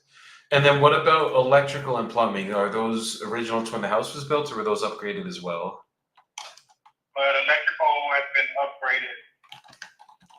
We just in the garage. That lumber box is in the garage, so we had it upgraded, and we got a generator plug put in. We just get the lights off, got the two generator connection. You can plug it Cool. and take it outside. You know, we got that too. Okay. You know, man, it was you know what I'm saying. I got you. Okay. And then plumbing, is everything updated on that as well, I'm assuming, or that's something we? Oh, yeah, everything, right? Well, everything's good. Okay. But that's original though, obviously, right? Yeah. Okay. Okay. And then on the inside of the house, have you guys ever done kitchens, bathrooms, anything like that? We repainted the whole inside of the house. We did the plumbing that's in the guest bathroom. You know, had it repiped and everything. And you know, and so you know to do that, you got to go from the guest bedroom and put to the, you know what I'm saying, put to the other side of the bathroom. So we really had that done. So other than that, everything's the same. Okay, so it might just need like cosmetic. It's all wood floors and it's laminate wood floors in that now. So. Okay. You might be able to sit on the picture, so we just had it redone. They had it already. They took the carpet up and had it done, but we just, you know what I'm saying, had it done right. You know what I'm saying? Got you. So is it something we? Yeah, they was older people. So, Would we still want to do some cosmetic work on the kitchen? Like, is it something we'd still want to like update the? Oh, so it's like done to the nines in there then, like brand new cabinets. that junk is done. I think it's original cabinets, but the house was the model home for the neighborhood. Got you. Like upgrade, So original to the 90s then, or early 2000s. Yeah, 2000. Yeah. Okay, so yeah, we'd probably just do cabinets, and I mean that's not a big deal, but okay, understood. And I guess 30, 60 days. That's kind of when you'd be looking to get this closed in. Yeah, about 30 days. 30 to 60 days. Okay. And what's the reason you're actually looking to sell this? I'm gonna move out. I'm on 3 acres. I bought 3 acres of land somewhere else. Oh, okay. You just bought 3 acres of land, so you're gonna be moving on that. Yeah, I'm move on 3 acres. Gotcha. My wife will move on 3 acres and stuff. That's all. Is there a house on there already, or is it something you guys got to build? No, man, we're good. Oh, We good, man. so it's ready to Everything's ready. it's ready to go basically. Yeah, it's paid off too, so. Oh, cool. Okay. And this house is there still a mortgage on this house or anything? Yeah, it's the mortgage on this house, yeah. Okay. And it's 4 beds, 3 bathrooms, right? Yeah, it's 4 beds, it's 2 beds, 2 full bathrooms. Okay. Okay. 1 bedroom, 2 full baths. 4 bedrooms, 2 full baths, and then a half bath. Right. Okay. No half bath, just 2 bathrooms. Got you. Full bathroom. Okay. And how are you guys feeling about moving on the bigger piece of land? Oh man, my wife thinks she's a farmer already. I'm from the country already, but she not so much. She been looking at damn chicken videos. I'm like, man, it takes more to be on the country than to just look at damn chicken videos. So you guys gonna be getting chickens and everything on the farm then, it sounds like? Yeah, man, that's what you want to do. So, Oh, I just want to say all the vegetables in the garden are gonna be plastic. That only you can they can survive here. So, I love that. I love that. And oh yeah. that sounds like it's gonna be good for you guys then. And all that we want to keep the house, but I thought, I don't know. You know what I'm saying? Like we don't really need to tell it, you know, how to crack roll. No, understood. Yeah, I mean, if you guys got 3 acres of land, you might just go there and not want to leave, kind of thing. I mean, I love the country, so I'm gonna have a farm. Not yet, but soon. I'm gonna have a beautiful farm with like horses, cows, chickens, Oh yeah. the whole 9, and that's one of my big goals. But I gotta save up for that first. That's a big dream right there. Yeah, I mean, there would have been like 3.5 acres and a no too much on, you know. It's nice, man. Yeah. What part of Texas is it in? It's gonna be in Cleveland, Texas. Oh, okay, I know Cleveland. Cool. Yeah, right there, right before you get the what is that? You know, back where the like park and stuff, but Highway 787, I think. 787, gotcha. Yeah. And by Rayburn, that's what it is. Rayburn is. Rayburn. I don't know Rayburn. I know Cleveland though. Okay. So like from downtown Cleveland, from 59 Cleveland, we're 8 minutes from the freeway, basically. Oh wow. Okay. You know, got the best of the country, and we can still come right down to the city, so we still good. That is not bad. And are you still working and everything? Like, do you have a job that you can go out there, or what's going on that end? Man, I'm working right now. I mean, I drive trucks. Oh, okay. I'm local, man. I be at home every day. I hear you. I hear you. I work from home, so I'm kind of the same way. I'm just not out driving trucks or anything. Yeah. I told my wife, I said, maybe this how our marriage lasts so long.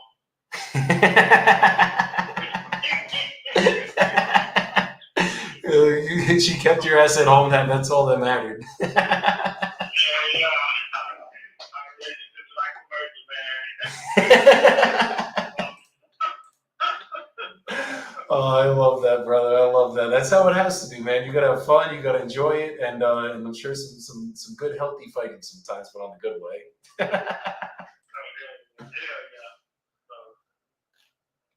I love it. I love it. Okay, so let me run some numbers. Let me see exactly where we could be at for an offer. I'm just gonna place you on a brief hold. Just give me about a minute or two, and I'll tell you kind of exactly where we could be at and what we could work out for you guys. All right, 2 seconds. Just gonna put you on hold. Don't hang up. What's the address? You muted yourself.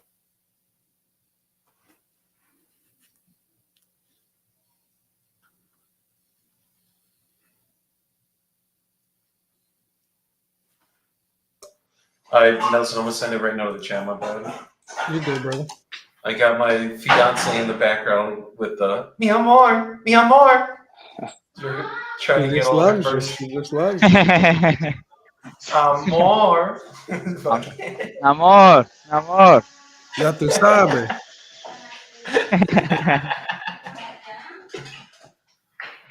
Let's see, guys. Oh, it's a pretty nice house. R Daniel on Instagram gave us a fire emoji. What's good, brother? What's this person asking, Joey? He wants 200K. It might be a good novation. Everything's selling for like 260. It's about 300 square feet bigger. I'm just trying to see if we did it cash. There's one that sold cash for 157, but I know he has a mortgage on it for about like 160. And then if we try to do subject to, there's there's two mortgages on it. I don't know how good of a deal it would be subject to.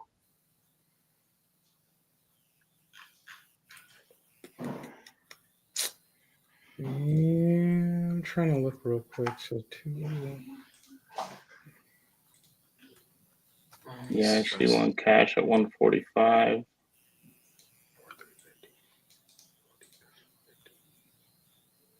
Like, I'm thinking ovation for this one. I mean, I don't think this is like. I mean, we could try to do it cash. Maybe as a there's one that's not too far that just sold. It looks like it's a newer home. I don't like the way that the new Zillow works. I hate that. But there's one that looks to be not too far from him that's smaller and is pending after a couple days at 234. So you might be able to do an ovation on this one, depending on. You think I could probably? I'm thinking we'd have to list it under like probably like 230, 240 max. Yeah, that's what I'm thinking. I'm thinking you listed for 240 because the one that I saw going for 234 was a smaller home. Yeah, this is one for 235 that's pending too. It was only up for 14 days, but they redid the floors, and this was a rehab one. Fuck. No. He said it's hardwood floors, everything's in good condition, but I mean, this might be a deal manufactured here, guys. We probably aren't going to be good anywhere near 200. But he wants 200. Maybe you get him down to 180 and then do an ovation on it. We'd probably have to sell it around like 220. Yeah, I'd realistically want to be at 170. Okay.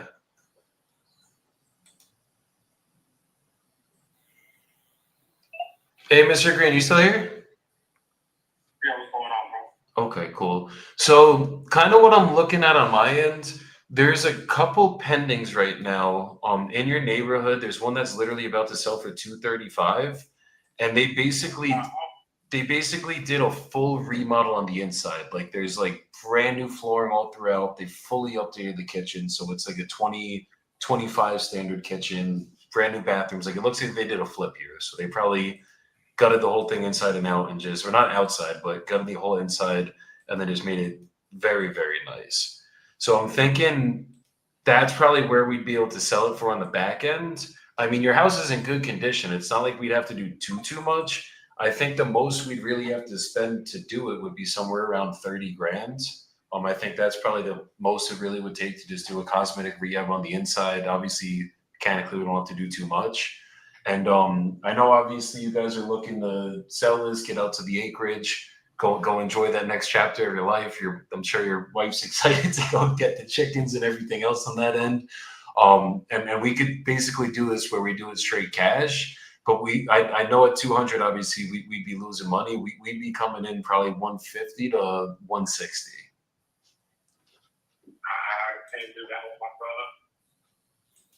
I can't do that one. I do appreciate it though. Okay, I mean, could you get anywhere near that number if it was just straight cash?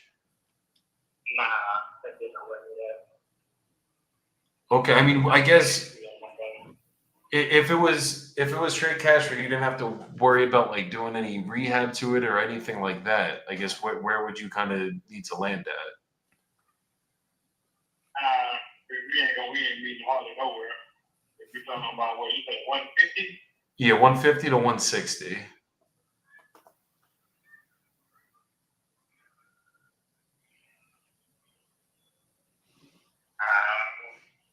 For a little back was like 195, 195. But now I can't go no lower than that, bro. I can't. So we don't have to sell the house, but it's what it is. No, I get it. Because yeah, I mean, even obviously if we took it at 195, for example, or even call it 190, I put 30 grand into the property, I could sell it for 230. I mean, I'd literally be losing money. And like, I don't have to get rich here. It has to make sense for both of us. But I mean, if I was at that number and I'm losing money, I'd know that would work. I mean, is there any closer you could get to that 160 if we did it and basically we're able to close out in 30 days? Nah, I'm good, man.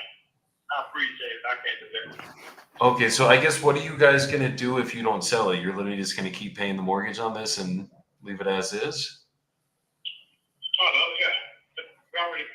My other land's already almost been paid for. So, what the hell?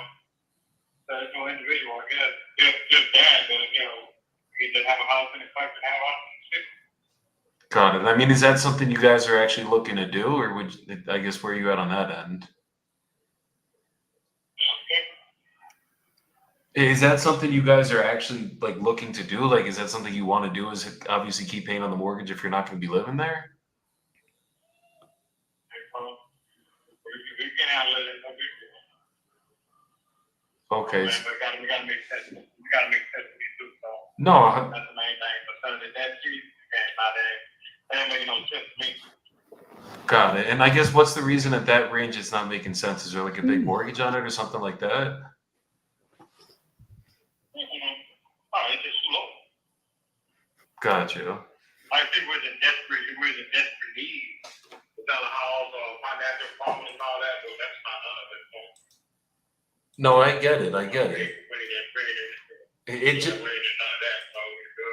It just got to make sense for both of us. And I mean, I might be able to give you another option that I could see if my team could get approved for us. And basically that way, I don't know if I'd be at the 190, but I definitely could come up from the 160. I mean, if we can meet somewhere closer, I know it wouldn't be around the 190, but if we could come up a little bit and basically do it in about 60 to 90 days, basically with this option, I wouldn't be buying it. We would just expose it to the open market. Any of the rehabs that needed to get done, we would take care of ourselves out of our own pocket. And this would kind of just be a hands-off way to get this done for you guys, where we wouldn't be purchasing it, but someone in our network would, and we'd be able to do it that way. I mean, is that something you guys would consider? We good, man.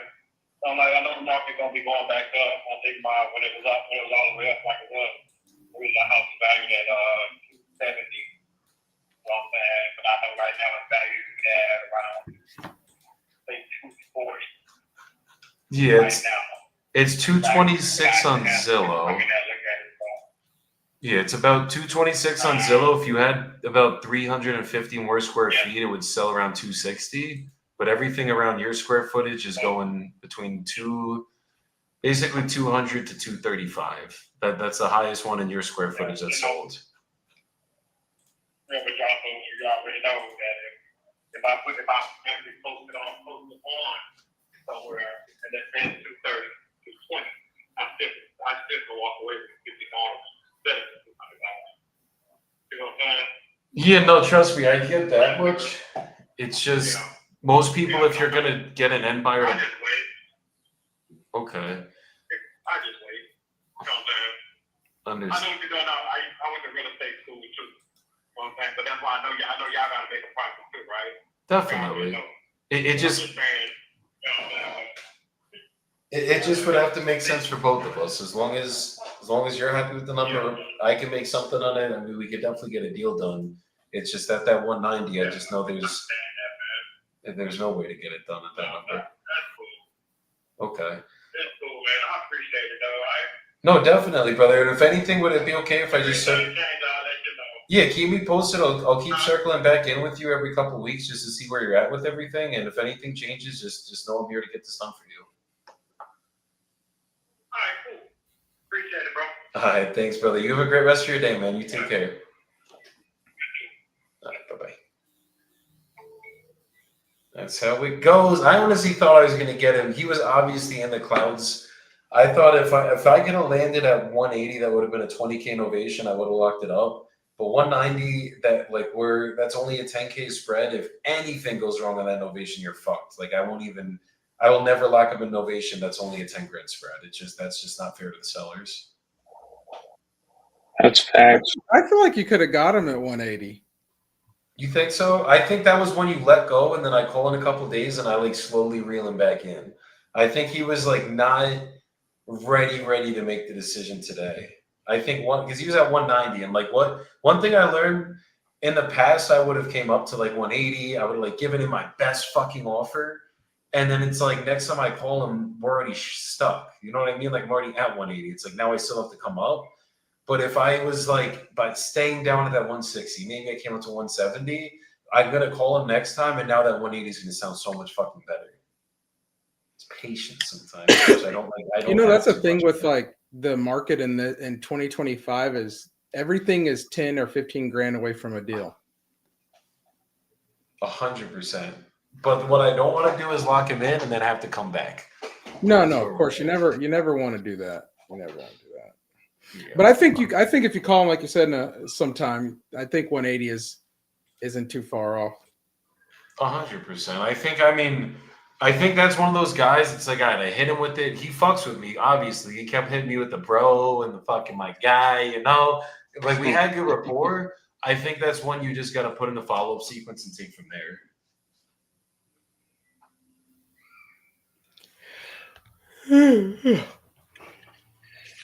I'm gonna call Mr. Fernando. Hey, I'm gonna throw one in the. I'm gonna throw you guys one. Hi.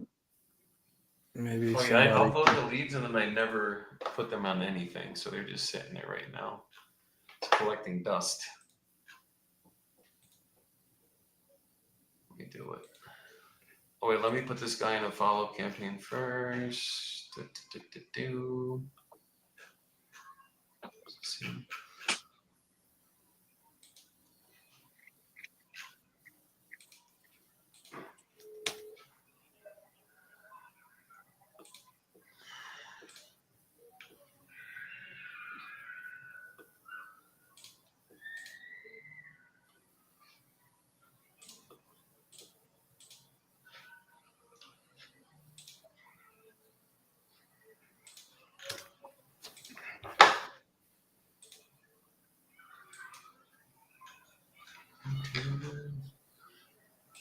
Opportunity. Oh no, let me go into contacts, bulk actions. Yeah, Nelson, with this guy that you just put up in there, was he spoken with today as far as gathering all that information? That was yesterday. Okay. Do I run him through the whole process or do I skip past? Oh, you're running through every bit of the process. You think? Well, this guy's already spoken to you. In my opinion, since he was spoken to yesterday, we've already got his AC, furnace, 4 years on the roof, the floors, the electrical. You've already got that. I would call back and close on it. See if you can close on it. All right. If you want, I'm not. Hey, look, I'm not saying you guys are the closers, right? I'm not saying you guys. Obviously, what do I know? No, I'm joking. But I'm just saying, if you want to run through the process, you can. But you've already got most of it. They were just spoken to yesterday. Like I would confirm this shit and then still go through the process, just because, like, obviously you got to set the cadence. You want to set the stage, and then put them on. Like, you don't have to be like, "What's the age of your electrical?" If you have all that shit, that's gonna piss people off. That's what I was thinking. It's like, dude, I just answered these fucking questions yesterday. You're really gonna ask them again? That's kind of where my head was at. No, that's where my head was at with it. Yeah. All right. I'll give Mr. Byron a call. What's good, Byron? Hold on, just adding it to the system now.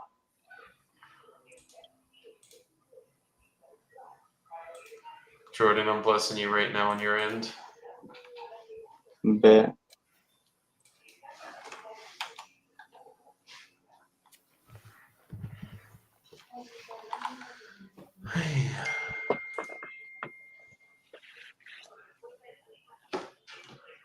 All right, get this contract with Byron, and then I'm gonna hop off. But not until you get this contract, Jordan. So go ahead and get this contract. End our day, in my day, so it can go great. All right, I got you, Nelson. Don't trip. Yeah, get it at about 65. You think? He's already. Hey, you know what? He's already thinking about 100. So.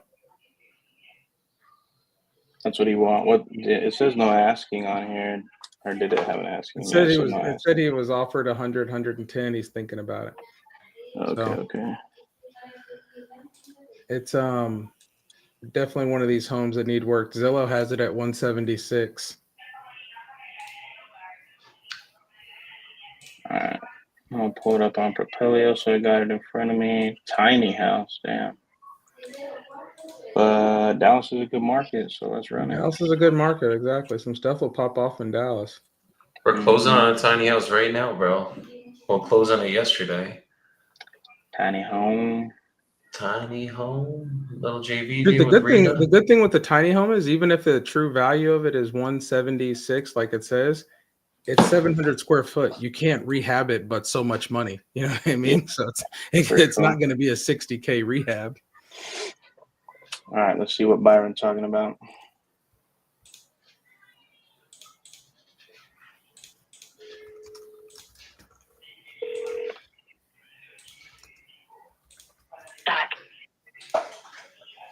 Please leave your message for. Hit him with the double tap.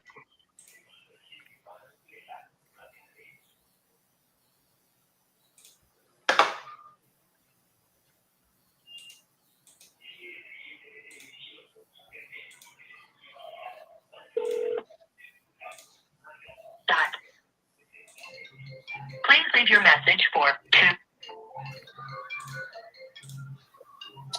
Byron don't want to answer. Let me see. Let's shoot him a text Byron real got his quick. phone off.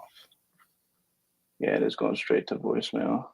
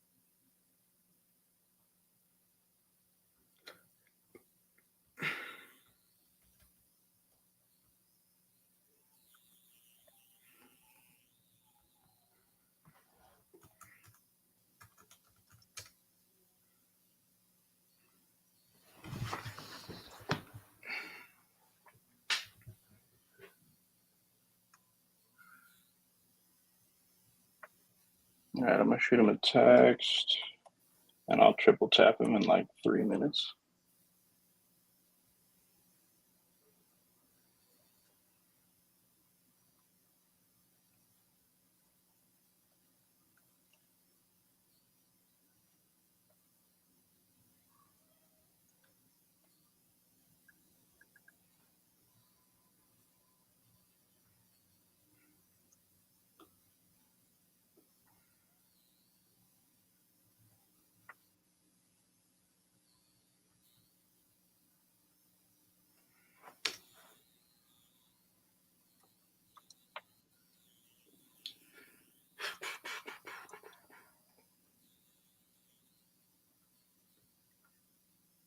Did you get somebody? Did you find somebody to get out there to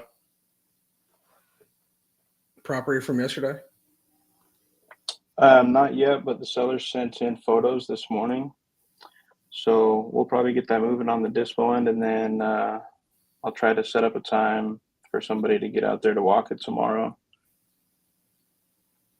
But in my process, primarily that initial walkthrough is to obtain those photos just so I can market it on Dispo. And if the seller's able to send them, then I don't feel like too pressed to do it. So either way, I'll get them on the phone tomorrow and just kind of let them know where we're at with everything. But yeah, I'm going to have my Dispo girl start working it today, get it up on Investor Lift and everything.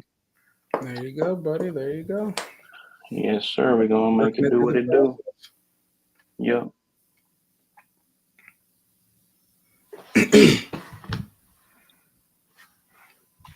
All right, text message is out. We'll give Byron a couple minutes. I'll try him again. Not a problem, man. Hopefully, tomorrow. I've got a few that are like that, but I know that they're in different processes, and there's some that are land, and there's some that are just different things going on. So I'm trying not to have too many people step on toes. No, I feel that for sure. So I'll send over. Oh, I already sent this one to you. I think I already did this one because this is the one the lady said call her son. Did I call that one or did Joey? I think Joey called that one, and he was gonna try and get a hold. She was gonna try and get a hold of the son, or have the son call him back. I don't know if that happened or not. I think he added it to the system already. Gotcha. Okay. So that's the issue, man. You start getting all these leads, then you got to keep track of everybody. Yeah, have a little follow-up cadence. It's nice that most of the CRMs have a task system that you can set up tasks and remind yourself. The way I am, though, I be dreaming about those sellers. I wake up and it's literally the first thought in my head, like, damn, I got to call this person today. And I'm like, all right, let's get it. Let's get it. Yeah, I'm going to have I've got my guy working on some stuff today and the next couple of days. So maybe hopefully I'll be able to drop in some more teed up for you. I love it, brother. I love it. We appreciate you for that. Hey man, if you win, we win, we all win together. That's the goal here. That's facts. We got to let the people know what Newly's doing out here, brother. Hey man, I just tell people we just provide an opportunity for you to talk to people. What you do with it is what you do with it. See, because most people, I think the lady that you talked to earlier, they had been like, oh, she's not interested in selling. She doesn't want to do anything because she's, a little abrasive and everything. And then you start talking to her and she wants 225. Well, I guarantee you that home that's worth 370, 400, there's somebody out there who would scoop it up for 225, rehab it for 50 and put it on the market. So it's like, there's deals out there. You just got to know how to talk to sellers and have a conversation with them. Not if you're expecting people to just pick up and be like, oh, my 50,000, my $500,000 home. Yeah, I want to sell it for 150 today. I'm so glad you called. No, for real. No, that's totally true, bro. It's hilarious that you say that was that woman abrasive for real? I don't think she was too abrasive, but I mean, I think she's like, she's already been through the process. If you're going to call me and you don't want to do this, then I don't even want to hear about it. Like, she's not abrasive, but she knows what she's looking for and what she doesn't want to do. Right. And imagine if you're a wholesaler who just started this year and you're on month 3, you're thinking, yeah, damn, she don't want to sell. No, she definitely had her walls up for sure, but you just got to talk to these people, man. Talk them off the ledge a little bit. Be like, it's all good, man. Let's just have a conversation. Yeah, when she said 225, I was like, oh shit. What? I thought, hey, look, give it, play hardball. I'll do 220. Let's do that. Yeah, right. Because I guarantee you, because she's in that's a market. I think where was that again? It was in Knoxville, Tennessee. Yeah, dude, Knoxville. I mean, there's certain markets, there's certain states, right? First of all, you're talking about Florida, Texas, Georgia, probably Tennessee, and then your other one is going to be Las Vegas and Arizona, right? Those are just your states, and there's certain cities in there. Knoxville, like there's not nobody there. Somebody will pick that thing up for 240 and go and make a killing. For sure they will. No, that's facts. That's facts. I thought for sure Kenny was going to be a man, though. When it was a woman that answered, I was like, oh, shit.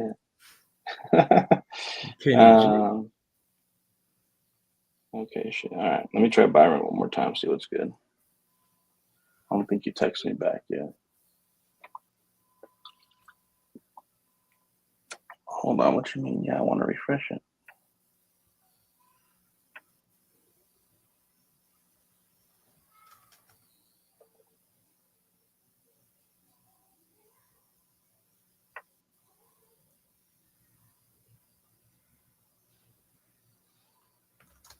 All right, guys, I got to call the seller back. Mauricio is good. Let's get it. Let's go. We'll get some shit sold today. my ratio.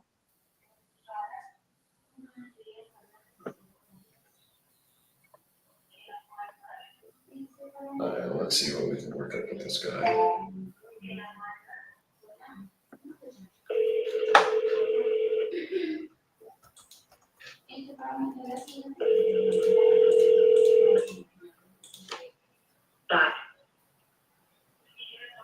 Hello? Hey, Nathan. Yes. Hey, this is Joey. I think you were texting us about the property that you're looking to sell. Yes, sir. Okay, how's it going today?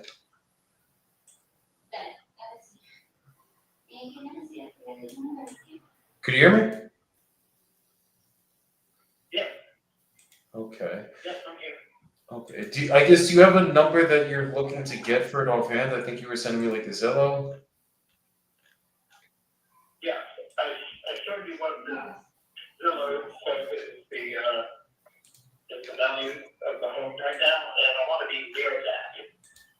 So, I'm near that, maybe in the 480 range, but I can, it's negotiable. Okay. Perfect. And if I did get you an offer that made you happy, is it something you'd be ready to start the process on today? I'm sorry, what's that? Sorry, over? If I got you an offer that you were happy with, would you be ready to start the process today? I would start That the surgery we can respect. So when would be the best time on Friday that we can reach you out back so we can finalize the process itself from both parties?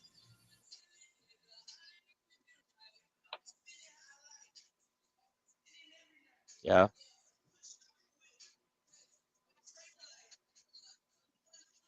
All right.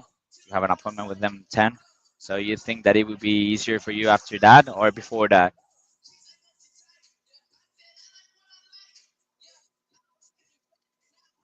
All right. Okay. I want to work at your pace too, right? You know what I mean?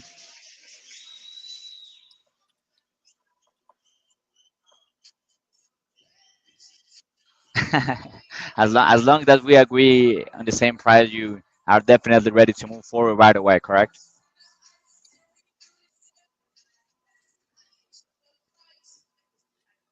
All right. So let's schedule it for that time. Let's do it. Go ahead. Yeah. Yeah. Exactly. So yeah, that would attempt to give you that call back on Friday, maybe at 2, 3 p.m. so we can make this happen for both parties. We already understand your condition and your price too. And with all the information you gave me through this call is that we're gonna base that offer that we're gonna make you, okay? Based on that and also the comparable market analysis that we're gonna make in the area. Sounds fair to you? All right. So nothing more to say, James. Thank you. Appreciate your time. Remember you spoke with Alan. Yeah. Remember you spoke. Go ahead. Yeah. And I will do it. I will do it on Friday. Just letting you know that you spoke with Alan Hunter from Casa Home Offers. I will give you a text right away after we hang up, so you can have more information about us. You can make your research, and finally, I can call you on Friday. Yeah, Alan Hunter, and the name of the company directly. The investors you're dealing with, it's Casa Home Offers. All right. Yeah, exactly. So thank you for your time, James. Appreciate it and good luck in your appointment. Okay. Hope everything gets well on your end. Bye bye. Bye bye.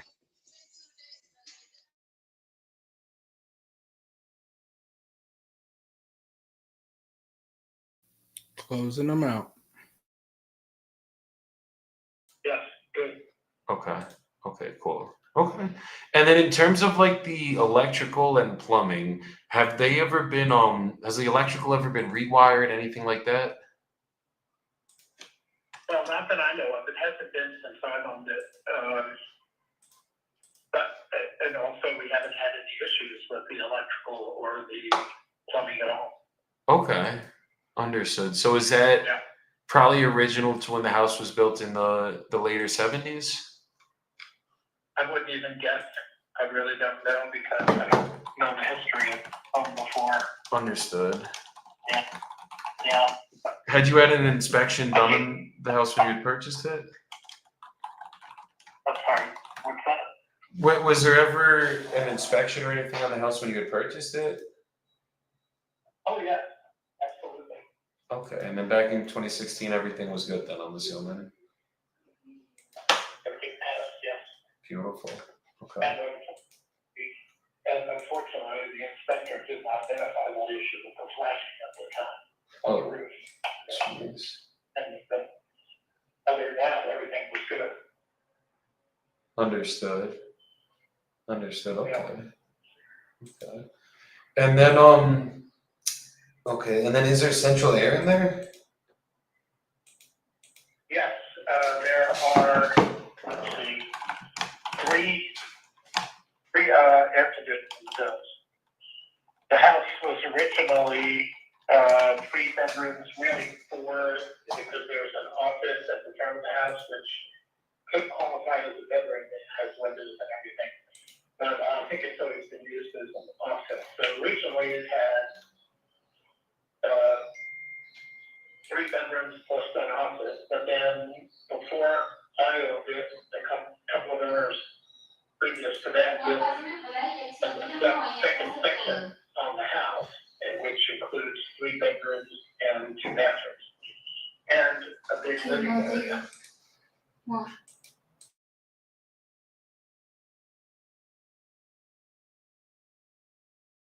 And like I said, maybe 7 if you count up their office. Okay, yeah, because it says online it's a 7-bed, 5-bath. That's pretty accurate?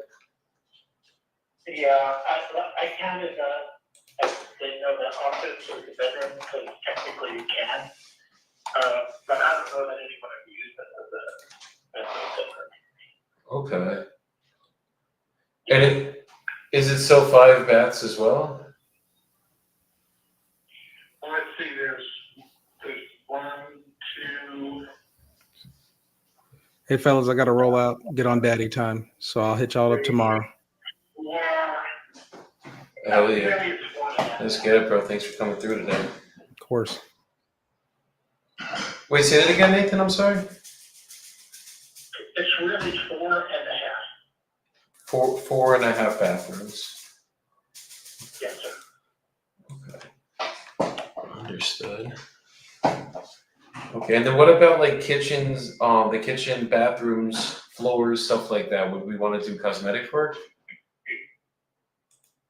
There may be some cleaning work, but like I said, we replaced a lot of floors in the house over the last couple of years because of the water intrusion Okay. from the roof or from the flashing.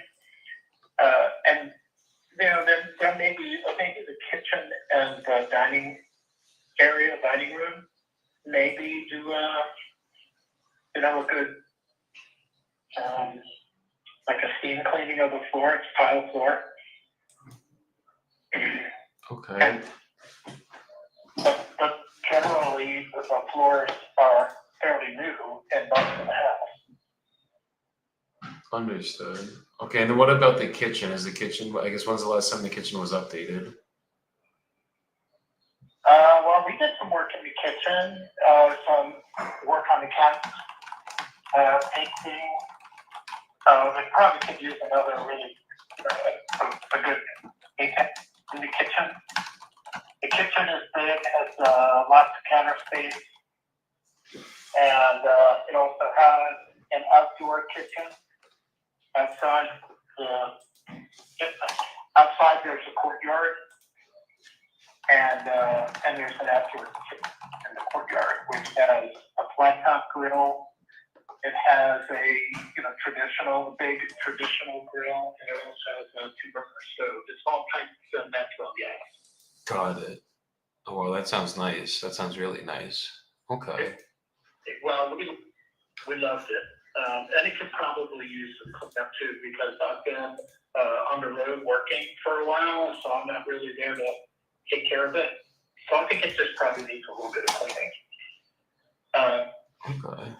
And also, let's see what else. There's a swimming pool, an in-ground pool. And out at the pool, there's also a big deck with ceiling fans, and there's electrical out there.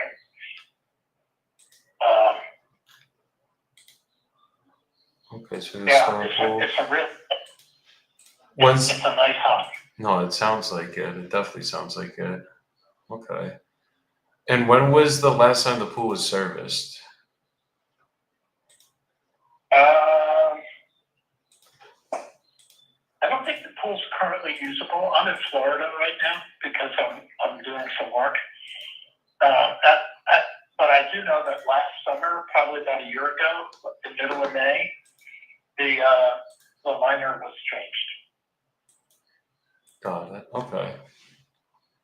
Yeah, and it was filled, but I don't know if my wife was serviced or not. So I'm not exactly sure what the connection is.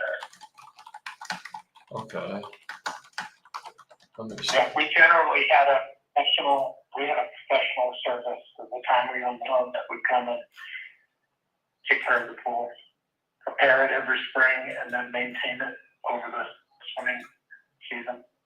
Got you. Okay. And if we could come to terms on numbers today, how quickly would you be looking to get this closed in?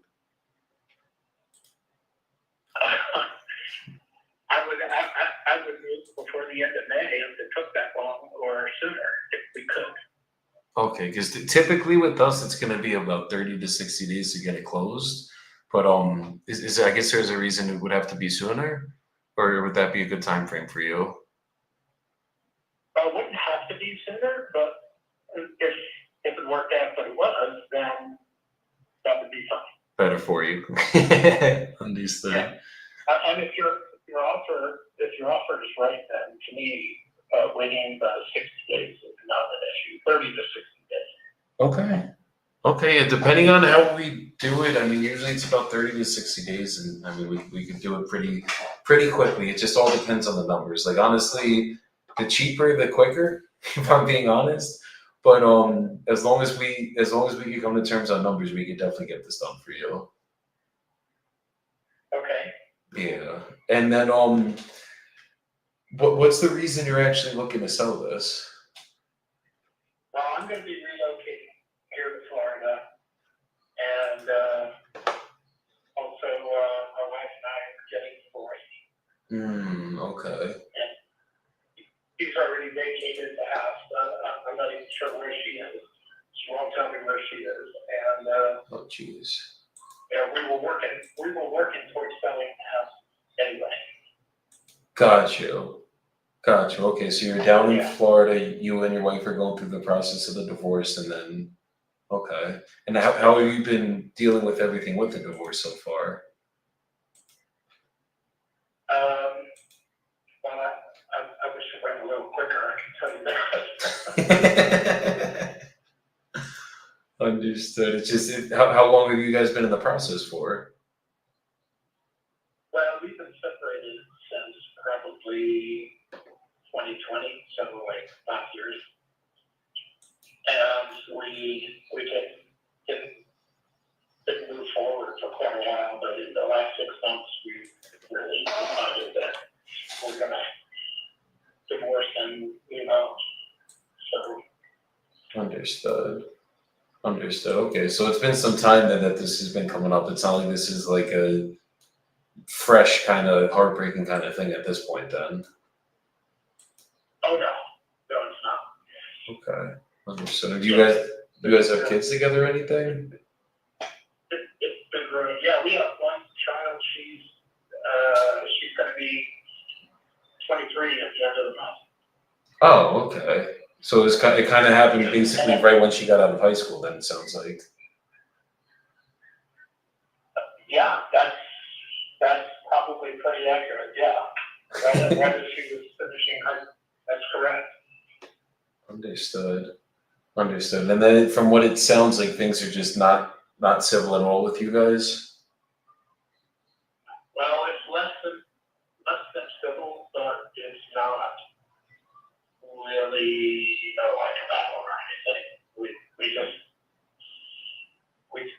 out what we need to work out, and we have a number of problems and issues, and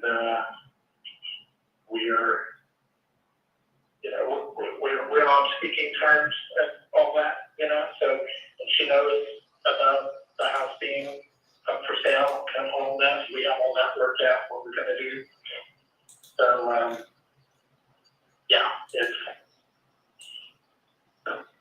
not like we could sleep together, but we certainly can solve problems together. Okay, so you guys could still be in like the same room together kind of thing, but just not for too long, essentially. That's a good way to put it, yes. I got you. My parents got divorced when I was 2 years old, so I guess I didn't have the effects from it because I was too young to know what was going on. But the one thing is, I mean, between times they're very civil, times they're not. But they could definitely be in the same room together. My twin sister got married 2 years ago. My older sister got married last year, and everyone had to participate for that. We'll put it that way. So we were all good. But I know how difficult it definitely can be just going through the process and all of it. So I mean, hopefully it wraps up quick for you. I know these things can get dragged out for years and years and years. But I mean, it sounds like at least you're dealing with it pretty good. Definitely. And what part of Florida are you down in now? I'm down at Lake Worth, Florida, and you know where that is? Palm Beach? Yeah. I know Palm Beach very well. I've never been to Lake Worth. I've heard of it, but like West Palm Beach, that whole area, we've done a lot of deals down there. Yeah, well, we're considered part of the West Palm Beach community. Yeah. Okay. And how are you liking it compared to where you guys were at? Well, there are a lot of reasons why I didn't really love living in Jackson, Mississippi. The culture isn't as good as it is here. Obviously you don't have the beaches and resorts and stuff like that up in the Jackson area. You do down in the coast, down in the Biloxi, Mississippi area, but really the economy up in around the Jackson area is not all that good. So there's not a lot of opportunity for the kids, for young people. Got it. But the good news for you is like this: the town of Clinton, Mississippi, is vies every year to be number one and number two with another town which is not far from Jackson either, called Madison. And the two of them are vying for number one and number two schooling in the state. And the Clinton High School has some of the best sports programs in really the South Central U.S. And they've had professional athletes come out of that program. People like to move and to live there because the schools are good and because the opportunities for athletes are really good too. So if you're looking to buy and rent, there's probably plenty of opportunities for families who want to move to the area to give their kids those opportunities. Okay, so it's a good rental market over there. Yeah, I think for that reason it is. And if you're looking to just put a little work into the house and sell it, it's probably a market game. People who are looking to come to the area. So, and they just recently, maybe 3 years ago or so, opened a Continental Tire factory outside of Clinton, maybe 3 or 4 miles west of the city. And that's been good for the economy in the Clinton area. So, it's a nice little town to raise a family in, and the house is outside of the town a little bit, so there's some property, but it's very quiet. Understood. Okay. Yeah, and I think the hardest part with your house is just the square footage is so big. There's like nothing that is sold that's this big in the last 2 years, honestly. So I think in terms of pricing it, that's going to be the hardest part. It's almost like a shot in the dark on this one, which is a little risky, obviously.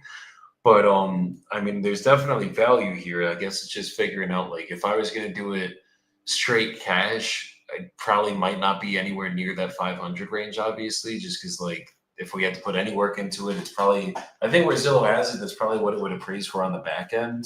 Like once it was fully fixed up, it probably would go around that 520. Because I'm seeing other homes are going around 460, 450 that are about 3,700 square feet. Literally two of them. Yeah.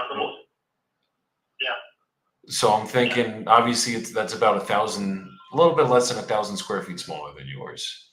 So I'm thinking retail's probably going to be somewhere around that 520. And like, I still got to run my numbers, see exactly where I could be at to get you an offer. And I'm going to do that in about 2 seconds.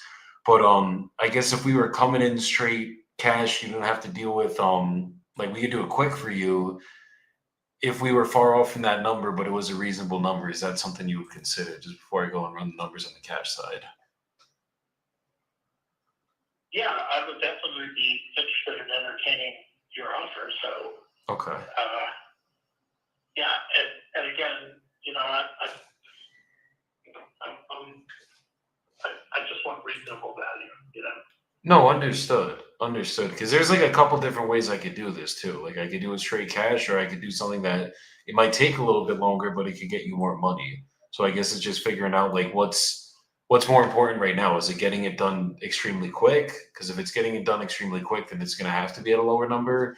Or is it something where if it took maybe let's say 90 days, but it was a way better number, is that something you would consider? Well, I don't know what you mean by way better number. If you're talking a difference of 50,000, then you know, maybe it's worth waiting. So maybe I should get in what your two numbers would be, and then you know, make a good informed decision.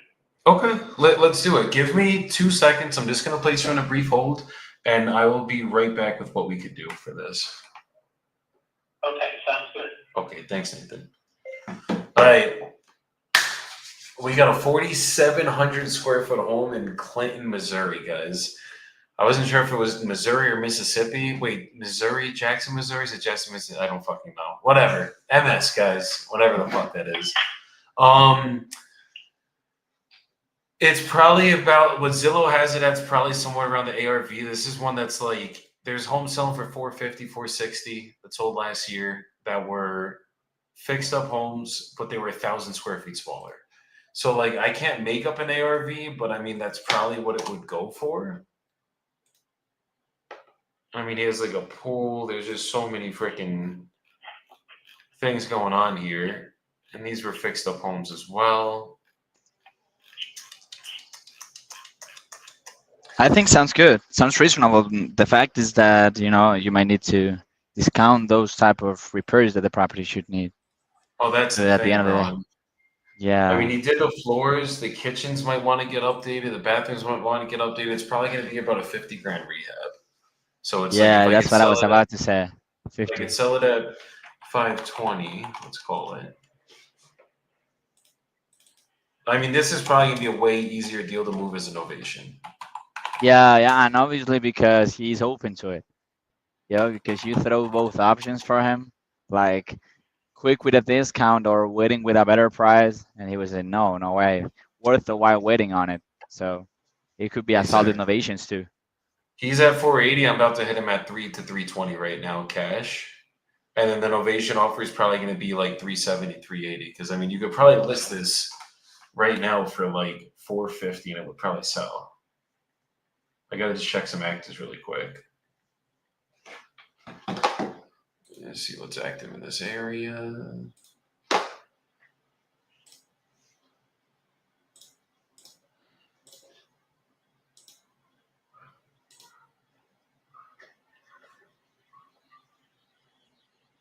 Yeah, it would probably move around 450 just from the square footage. I'd be competing against these 1,000 square foot smaller houses. that don't have pools at 450. Okay.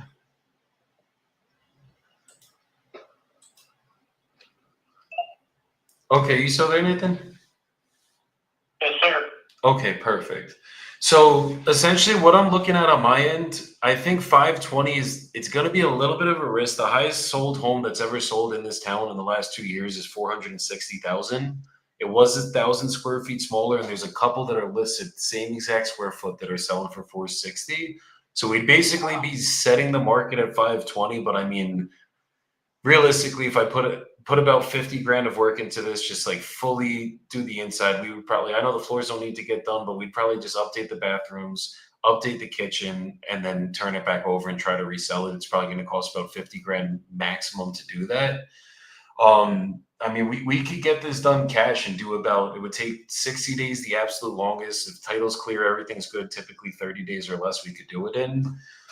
This route, I mean, I know obviously you're down in Florida now going through the divorce, and I know that can't be easy, but at least you're almost on the end of it, which is the good thing.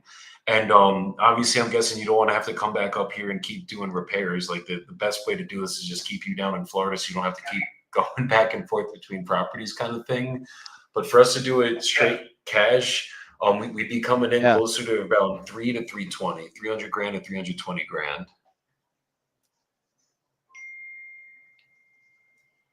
And that's for a fast cash? Fast cash close, yeah. It would be at like worst case, there's something going on with the title, it would take about 60 days. Typically, if we could do it, like obviously if title's good and everything, about 30 days or less typically. Okay, and then the other longer process, what would be the best offer you had on that? So the other process, it would take about 90 days. With this process, I'm no longer buying it. So essentially, because it is in pretty decent condition, like it's not like it needs the 50 grand. It's just if we wanted to get top retail value, that's what we would have to do to put into it. Basically, it would take about 90 days. We would throw it on the open market. We would know in the first 30 days exactly where we're at and that we're able to move forward. And then we could be, on that end, it would be closer to 345 to 350. Okay, well, that's absolutely absurd. So I'm sorry that we've wasted each other's time. Okay, and why is that? He just, I thought we were good. Damn, he didn't like it at all. He didn't like it at all. I'm going to call him right back. I'm sorry that we wasted each other's time. Hold on, Nathan. What was his name? Mauricio said, damn. Yeah. I think Jordan's in a call. Is he going to call one more time?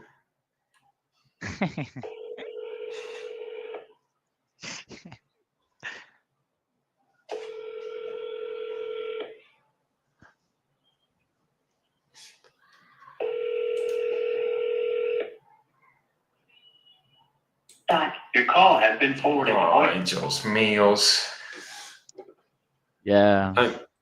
He had a lot going on and he needs to sell it. But it's like, this is one, I mean, literally, logically, you're not getting no 500 right now, even if you list it on the market. And it's like, I know 300 might sound low to him, but the most I can move this at, like the most would be about 350. So like I could have came up a little bit on the cash offer, a little bit on the novation offer, but I'm also not going to give him the best offer on my first shot because I'm ready to blew our load. This guy got a little pissed. I thought we had some good rapport going. I thought we were boys, guys, but I guess we're not. And this is a guy I'll follow up with in probably a couple weeks and see where he's at. Yeah, like calling him back when he's more desperate, because actually he's in the process that he says he don't need to sell it, but he actually needs to do it. So when that time comes, it would be like easier for him to understand why are those prices. Because as of now, as he's not like actively doing anything to sell it, he's just waiting that magic number that will appear in his account.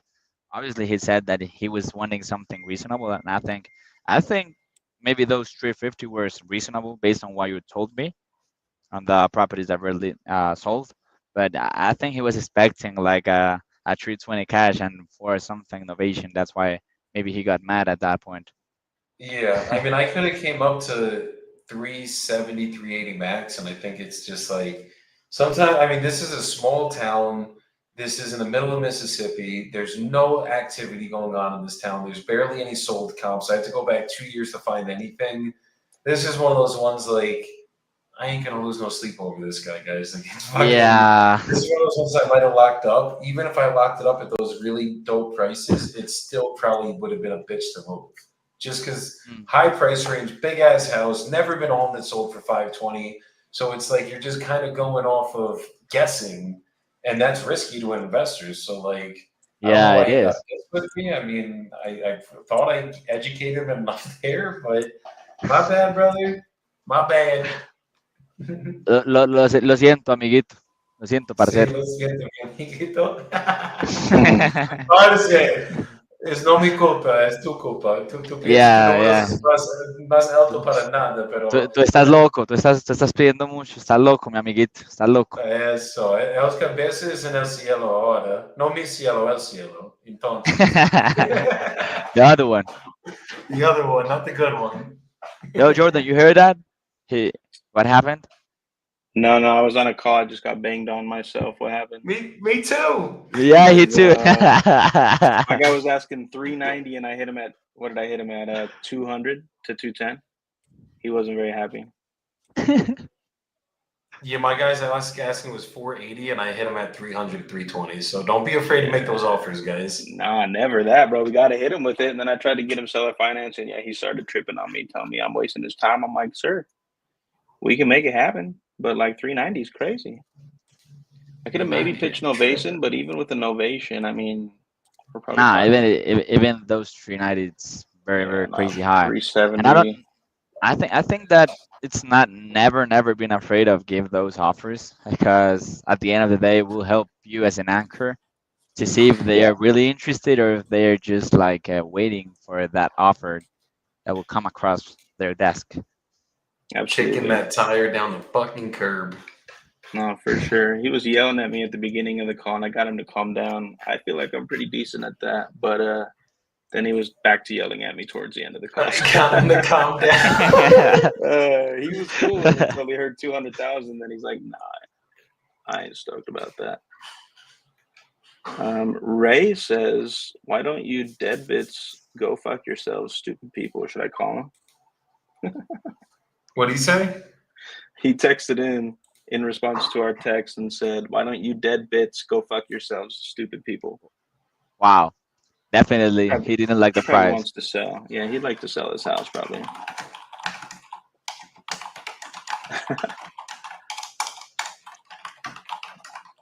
The funny fact is that the Vivo guy told him the exact same thing about wasting each other's time. It was it was funny that both of your customers use the same thing at the end of the Yeah. call. Yeah, my guy was old and he wanted to he goes, I asked him why he wants to sell. He goes, "Now that's just a stupid question." I was like, damn. Did you say Damn. why? I said, "I don't think that's a stupid question, sir. I'm just here trying to get to know you, understand a little better what you got going on." Like, I mean, you just talk Did to you say him, the then word come why, on. Jordan? I don't know if I did. I think I said, "What's the reason you're looking to sell right now? Like, why are you considering selling?" I might have said why. Yeah. I don't remember.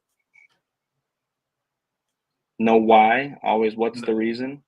Why sounds like you're getting interrogated. Like, why are you selling? They're like, the fuck do you mean? Why am I selling? What's the reason you're looking to sell? It's like, I don't I know got you. why in the world it does it. I don't know if it's some NLP bullshit, but this was how I was taught, and it made the biggest difference when I asked that question. What's the reason you're looking to sell instead of why are you selling? When you ask someone a Exactly. why question, I think they just get defensive. It's like an interrogation. I got you. I hear that, bro. I'm just trying to save you from getting cursed out on a daily basis, Jordan, you know? Hey, I know you got my back, brother. I never You doubted know, it for a second. you know I got you. You know I got you. I heard what people said in the podcast that he made with Scott about the why things, right? And I also apply it a lot, specifically when I was an agent asking for the reason why.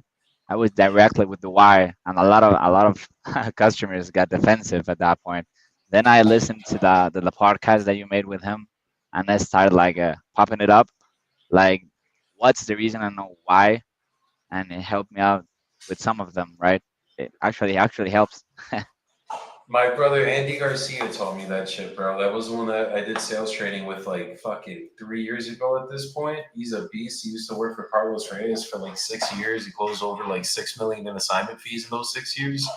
And he taught me that shit, bro, and it changed the game for me. Like between the rapport side and that, it's like fuck, bro, because it's such an important question. Like when they get pissed off at that stage, it kind of sucks because like you need that part of the conversation. That's the rapport part. So like if you can't pull past that, dig out what's really going on, and then relate through what's going on, then you're kind of fucked. So if you ask it the right way, they don't get mad at you, then you get to find the real pain. Now at least you know what's going on. I mean, fuck, I got so much pain out of that guy. I thought we were in rapport, we were good. He's still hung Yeah. up. Nothing's gonna be perfect, but I guarantee you, another seller that's like really going through it, they're gonna open up to you in that stage, and you're gonna 275. 275. All right, awesome, sir. I love it. And that comes with a full basement. Three of the walls in my basement. I got a full basement. 3 of them are waterproof. There's one wall that needs waterproof, and for that price, I'll have that done. So the whole basement will be guaranteed for life against water in the basement. okay, that's awesome. I appreciate you letting me know that. Then I got a 20. I got a 30, 32. No, wait a minute. Hold on a minute. A 28 by 36. Or maybe it's a 30 by 36. A 30 by 36 exterior garage, heated, 2 cars. Well, it's like a 6-car garage, whatever. Then I got an extended garage in the front that's built on to the house. And I've got an oversized living room and when you walk into the house. And I got a formal dining room, an evening kitchen. The kitchen's just been new custom cabinets. That was just done a month ago. A new furnace a year ago.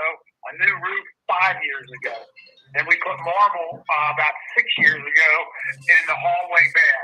So the house is pretty good shape. It could use a paint job, but anyway, that's where I'm at, bud.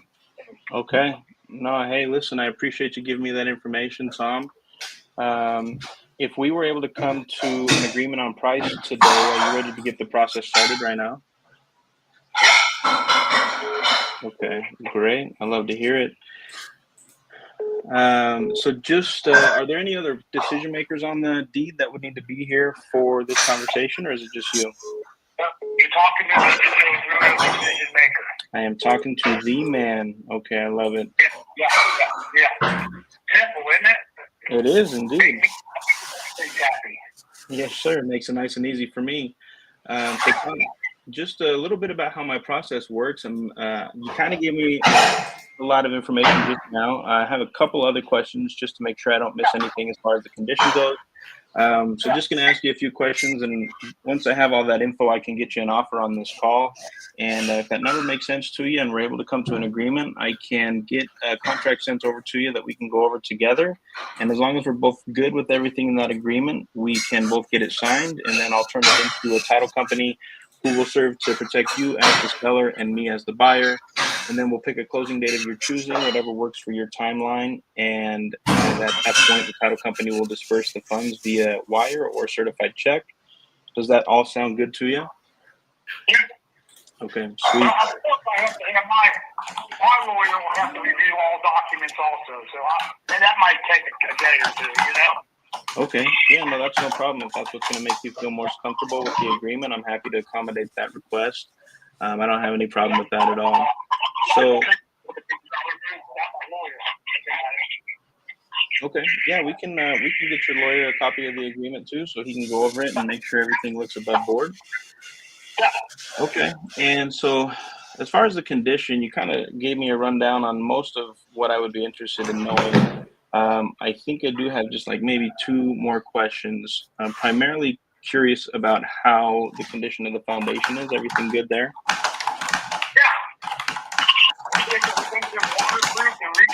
Steel beams. Okay, awesome. I love it. And as far as the mechanicals, just such as the electrical, the wire. Oh, go ahead. It's got a 200 amp panel in the basement. Out in the garage, it's got a 100 amp panel. Out in the other garage, it's got a 50 amp. Everything's all updated. Yeah, everything's good. Okay, awesome. Awesome. And then for the electrical, the plumbing, and the HVAC systems, is everything looking good in that regard as well? Yes. All right. Sweet. I appreciate you giving me that info, Tom. Assuming we could come to an agreement on numbers today, what time frame are you looking to close on this property in? I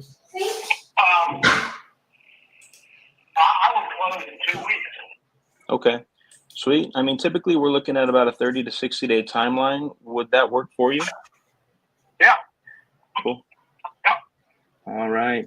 And a curious question, if you will allow me. What's the reason you are looking to sell this property? It sounds like a pretty sweet property that you got on your hands here. Well, I've lived here for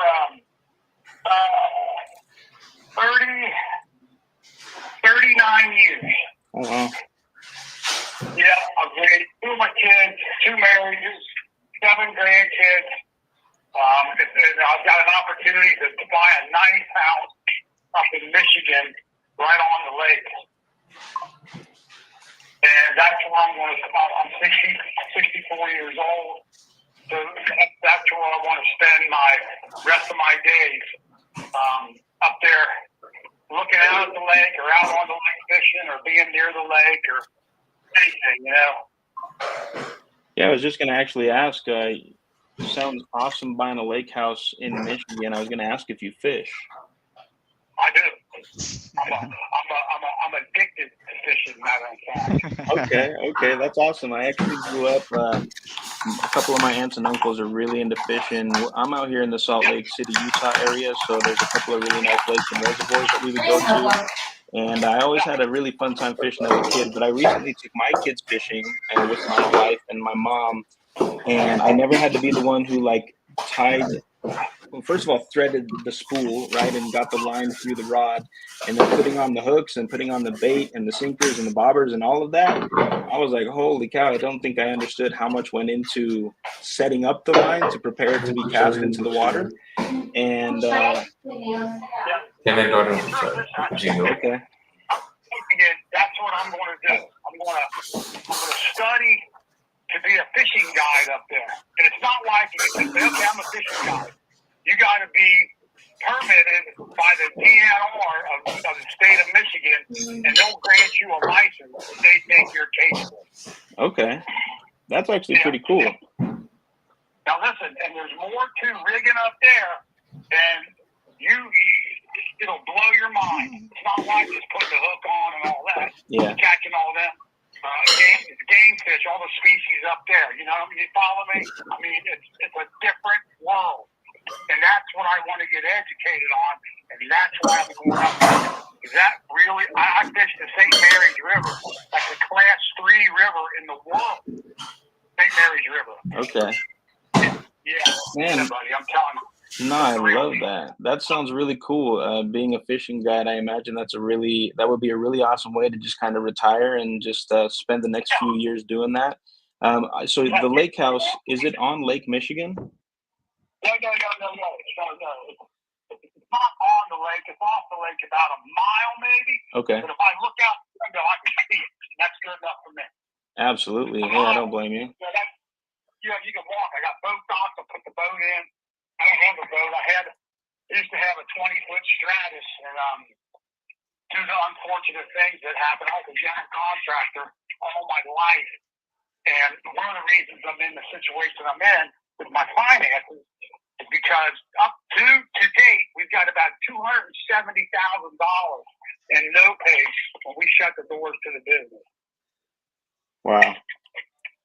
Yeah, that's our America today. You know, then you take people to court, and judges, they don't care. The people that owe you the money, they don't care. You know, they don't have a guilty bone in their, don't have a guilty feeling in their body about not paying a contractor. Don't ask me why, but I'm just telling you the truth, man. Yeah, no, I hear you. My father-in-law is actually kind of in that same business, and it seems pretty common that people end up not paying at least sometimes at all, but oftentimes not what they owe, which is crazy to me because I plan to get into flipping in the next year or so. And obviously, I'm going to be working with contractors, GCs, and the idea of like having them come and do work on my property and then not paying them out on that work is just I can't understand anybody who could do that because you guys work hard and you spend a lot of sweat and tears doing your projects, and yeah, that's crazy. That's just plain. They're going to find you. You know, people are lucky that they found floating in the river. I'm not that kind of guy, but I'm telling you what, they're pushing the envelope. When you're talking, not paying somebody $100,000, $100,000 Yeah, for a job. No, that's just I couldn't even imagine. I mean, $100,000 is a lot to spend on the job, but like obviously, if I'm going to contract you to come and do it, like I'm going to pay it. And I know I hear you. That's just kind of the world we're living in, where there's just so many dishonest people out there, and sounds like you've been taken advantage of. And and I hate to hear that as an aspiring real estate investor. I've been kind of doing this for 5 years, and the further I get along this journey, I want to do more. And I know that eventually I'm going to be working with contractors, and I just honestly couldn't imagine doing that to somebody. That's why I'm packing up everything. I'm not going to work for the no more. I'm not going to work for anybody no more. I'm going to go up there and lay around on a boat and take people and have an enjoyable time, taking people fishing, watching them smile and laugh and catch fish. No, I actually love that, Tom. I would hire you to be my fishing guide. The beauty of that is I'll be making money. You make about $350 for about 2.5 hours of work. 3 hours of work. Hey, that's not a bad gig. About $100 an hour to go out there and do what you love and fish all day. That sounds like a pretty sweet gig, if I do say so myself. Yeah, man. It's been something I've been chasing for years, and every time I decide to do it, something pops up and it won't let me do it. Like here's a good example. 10 years ago, I was going to do it. I was going to buy 12 acres. No. I can't remember how many. There's a lot. I was going to buy it on Hopkins Creek. Hopkins Creek is a creek that runs. It's a finger creek off the Manistee River. Okay. The Manistee River runs out of Cadillac, and that's a finger river off of Lake Michigan. So in the springtime, the creek loads up with sports fish. Loads up. So my idea was to buy that place and put 6 little cabins on it and open it up to people that are less fortunate, that won't have a chance to go vacation in Michigan and catch them type of fish. Kids, Yeah. I love that. Yeah, that dream went to shit because somebody didn't pay us on the job. I lost them. I didn't get a chance to open up. Didn't have a chance to do that. Oh man, well yeah, that's rough to hear, but hopefully this the plan and the vision that you have now for getting out there, goes as you expect, and you can get out there and get licensed and get your permit. I hear that Lake Michigan is so big that it looks like the ocean when you're in it on a boat, and I imagine there's some really big fish in that lake.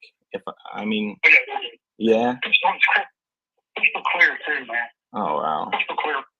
Yeah. That's so cool. Well, Tom, I would hire you right now to take me and my kids out, as long as I don't have to tie any knots on the hooks. I would hire you and get out there and fish. I think that'd be a great time. All the ready for you. Okay. Yeah, I could get on board with that. Well, all right, Tom, I appreciate you letting me talk your ear off and helping me understand what you got going on here. If you'll give me about 3 to 5 minutes, I'm just going to pop into the neighborhood and kind of check out everything that's going on around Sunny Lane as far as the comparable properties, and see what I can do as far as a price for you on this, okay? All right. Call me back. All right. I'm just going to be like 3 to 5 minutes. Can I just place you on a brief hold? I guess so, yeah. All right. Thank you, Tom. I'll be right back with you. Whew. All right. I think I've been here. I'm just scarfing down some fucking lunch right now. no, I actually need to go do that myself. Bro, this guy's great. You got him. Yeah, he's great. Unfortunately, I don't His think voice I'm is gonna be able salsa. to. I don't know that I'm gonna be able to get him up at 275 from what I'm seeing real quick. And how much he's asking? 275. Oh, But it sounds like it's in really good condition though, so I'm thinking maybe a Novation here. I got one comp right here. Let me make sure it's the right year, Bill. Yeah, we could use that. I got one comp at 342 and then one at 295 that I don't hate. Yeah, he's tripping at 275. He's tripping at 275. We're looking at like 315 ARV. If even he's smoking that good pack, guys. He is smoking that good pack. I would say probably as is value is like 265, 270. There was one like a neighbor, like other side of the highway, completely different area of town that sold for 310. The highest in his neighborhood is really like 245, 265. 265 is the highest actually. Yeah, the one that I see at 295. This one sold back in December. But it's right down the street in the neighborhood, same side of the highway. But that's probably got to be like top ARV. So if we're doing it straight cash, we're probably gonna have to be somewhere around like 160. Honestly, before I even put it in the calculator. Yeah, I was thinking like mid ones.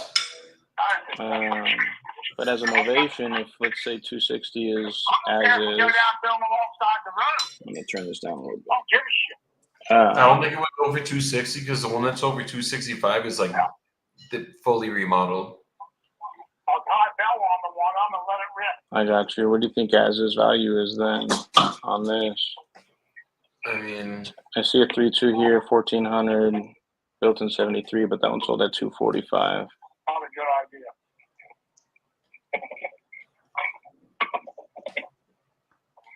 It looks pretty nice, but it doesn't look like a HGTV remodel. So no, these are probably condos. 250 as is times 0.9 minus my fee of 30K. Are you thinking about like 190, 195 on a Novation listed for like 225? You'd probably have to list it for. That's what I'm saying. But if you listed it for 225, right? Then you gotta do that as the AR as the 0.9. So it would be.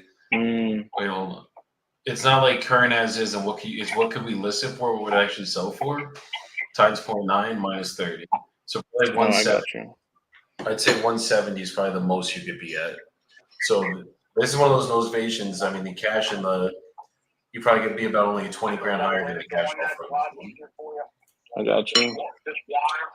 Damn, that's too bad, brother. I like Tom. You never know if he'll say yes, bro. That was his gut jerk reaction. Be like, dude, Zillow has your shit. Fucking 260. Yeah. Jordan said I really like Tom. Tom's a cool guy, bro. If those type of guys, then you don't want to hit him up. Yeah. All right, Tom, you still there with me, sir? Yeah. All right, I appreciate you giving me some time to kind of look into the numbers here and being patient with me. So just to kind of give you an idea of what I'm seeing looking at the comps in the neighborhood, I think that once the property, I know it's in pretty good condition, and I always like to imagine me going in and making it look like an HGTV property. I'm probably going to have to spend maybe 20, 30,000 on a rehab just to do updates cosmetically mainly. I'm thinking I could maybe get somewhere around, I'm thinking like 250, 260 on the back end. Given that, I'm probably going to have to come in somewhere around like 150, 160 cash, maybe 170 around that range. We only had the cost. I appreciate that's not even close. No, I understand that. And there's another option that I have available. I think I could get my offer up a little bit. I have a couple of financial partners in the area. You're good one. We're about to get over in a minute too, because I got a meeting at 2. $70,000 garage in the backyard. Yeah. You know what I'm saying? I do, and I hear you. And, unfortunately, just the way that the numbers work, like there's a property that was fully fixed up, new remodel, and it just sold for 265. That one's done to the nines. Somebody just flipped that for the most part, and I think if I came in at 265 for your property, and then I had to go spend some money for cosmetic updates and everything like that, I'm just going to be losing money straight out the gate. And I obviously just can't make an investment where I'm going to be losing money day one. Maybe hasn't even looked at the freaking house, dude. I mean, the only thing you had to do is do a little painting inside. Everything else is upgraded. Yeah. But even if it needed nothing, I would still be losing money at 265. Tell him that. Too late. He clicked. Yeah, he banged on me. Yeah, this guy's he's in the clouds. Because I mean, bro, what I would say right there is, dude, even if it needed $0 and I bought it at 265, the day I close on it, I'm losing money because I'd have to exactly. pull money out of it. Yeah, and it's literally, we'd have to paint it, like whatever. So it's like, look, I get it. You want your 275? I wish I could give you your 275. But homes are selling for in this area. They're going up to 265 fully fixed up, which means either you got to remodel it or I got to remodel it. That's the only way to get that number out of it. And at the end of the day, like I want to help you. I'm not trying to fuck you, but I mean, fuck, you're gonna fuck me if we do it this way. So Yeah, that price specifically. 100%. Sorry for Tom. But guys, I gotta get out of here in like 3 minutes because I have a meeting coming up at 2 that I gotta get on. All right. I'm bored with that. I gotta do the same. Of the fucking day. No, nothing more. Appreciate Jordan. Appreciate Joey. The time too. Yeah, thanks. I was in a call right away, and I had that guy that I told you that was highly motivated and interested to call him back at 7:30. I don't know if I told you that I have a call back already at 7 to make the contract that he asked for at 7:30, and both are in Texas, so I'm kind of I have both of them on the line, but both are for today. Let's hope we can make it happen as 2 days ago at that time, that noon time. But nothing more before I go. Jordan, it was a pleasure to meet you. Joey, Likewise, thank brother. you for everything, for having been texting up with me. And you know, when I will tell you guys if I can make anything happen today at night, so it will count because I made the call in the live.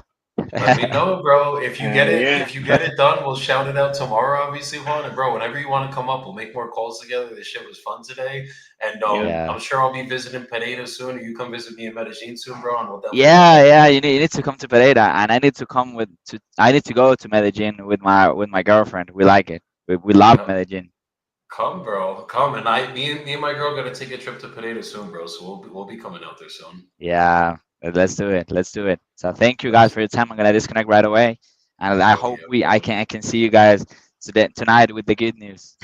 Let's go, Juan. Good to meet you, brother. You Thanks take care. for coming, Juan. Take care, guys. Peace. Yeah, bro.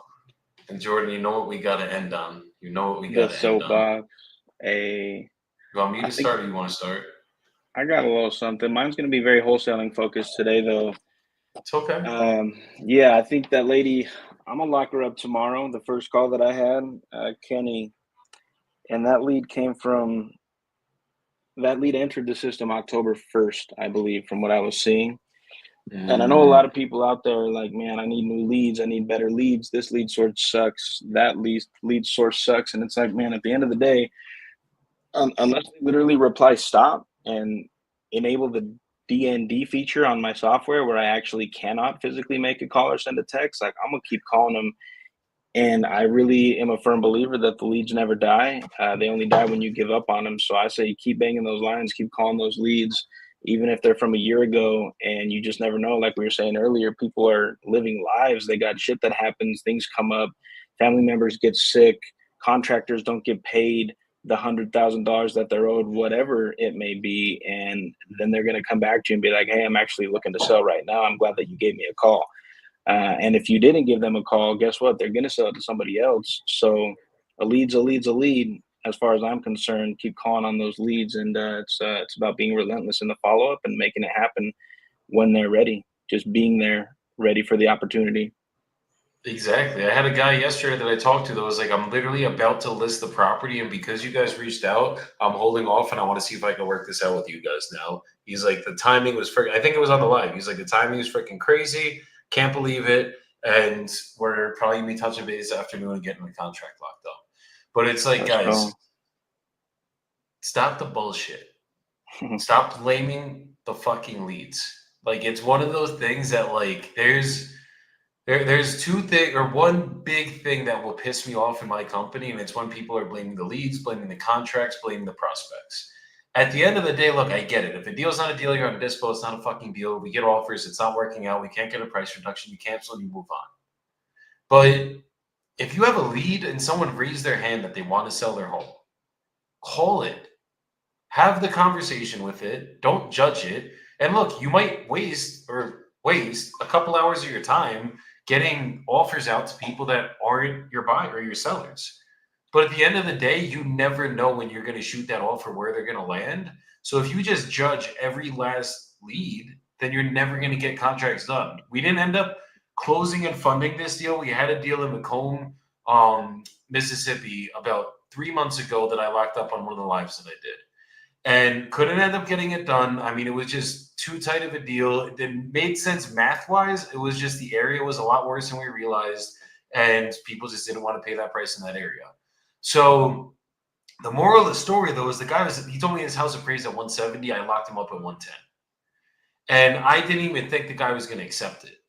And it's like, if you guys just blame the leads and like your mentality into it is like, let's say that you guys are buying new lead, you're buying iSpeed to lead, and you have cold callers. And every time the new lead comes in, you're like, oh, that's fucking bullshit. Or let's say even iSpeed to lead. Every time the iSpeed to lead comes in, you're like, no, fuck this. They're not fucking good leads. The last 20 leads I called told me to go fuck myself, so I'm just done calling iSpeed to lead. Bro, it could have been the next fucking call you made, could have been a 30 to 40 grand assignment fee. But because you were sitting there judging the results that were happening instead of realizing that, like, typically any marketing campaign is 25 leads to a contract. Sometimes it could be 50 leads to a contract. But if it took you getting through 50 people to get a contract, and that contract makes you another 10, 20, 30, 40, even 5 grand, is it worth making the call? I don't know about you guys, but to me, it's fucking worth it. So stop blaming the leads, cut the bullshit, and just focus on the process. Just try to help people. Try to find solutions. Just go through the process every single day with relentless consistency, and that's how you guys are going to win. It's not going to be from blaming the fucking leads.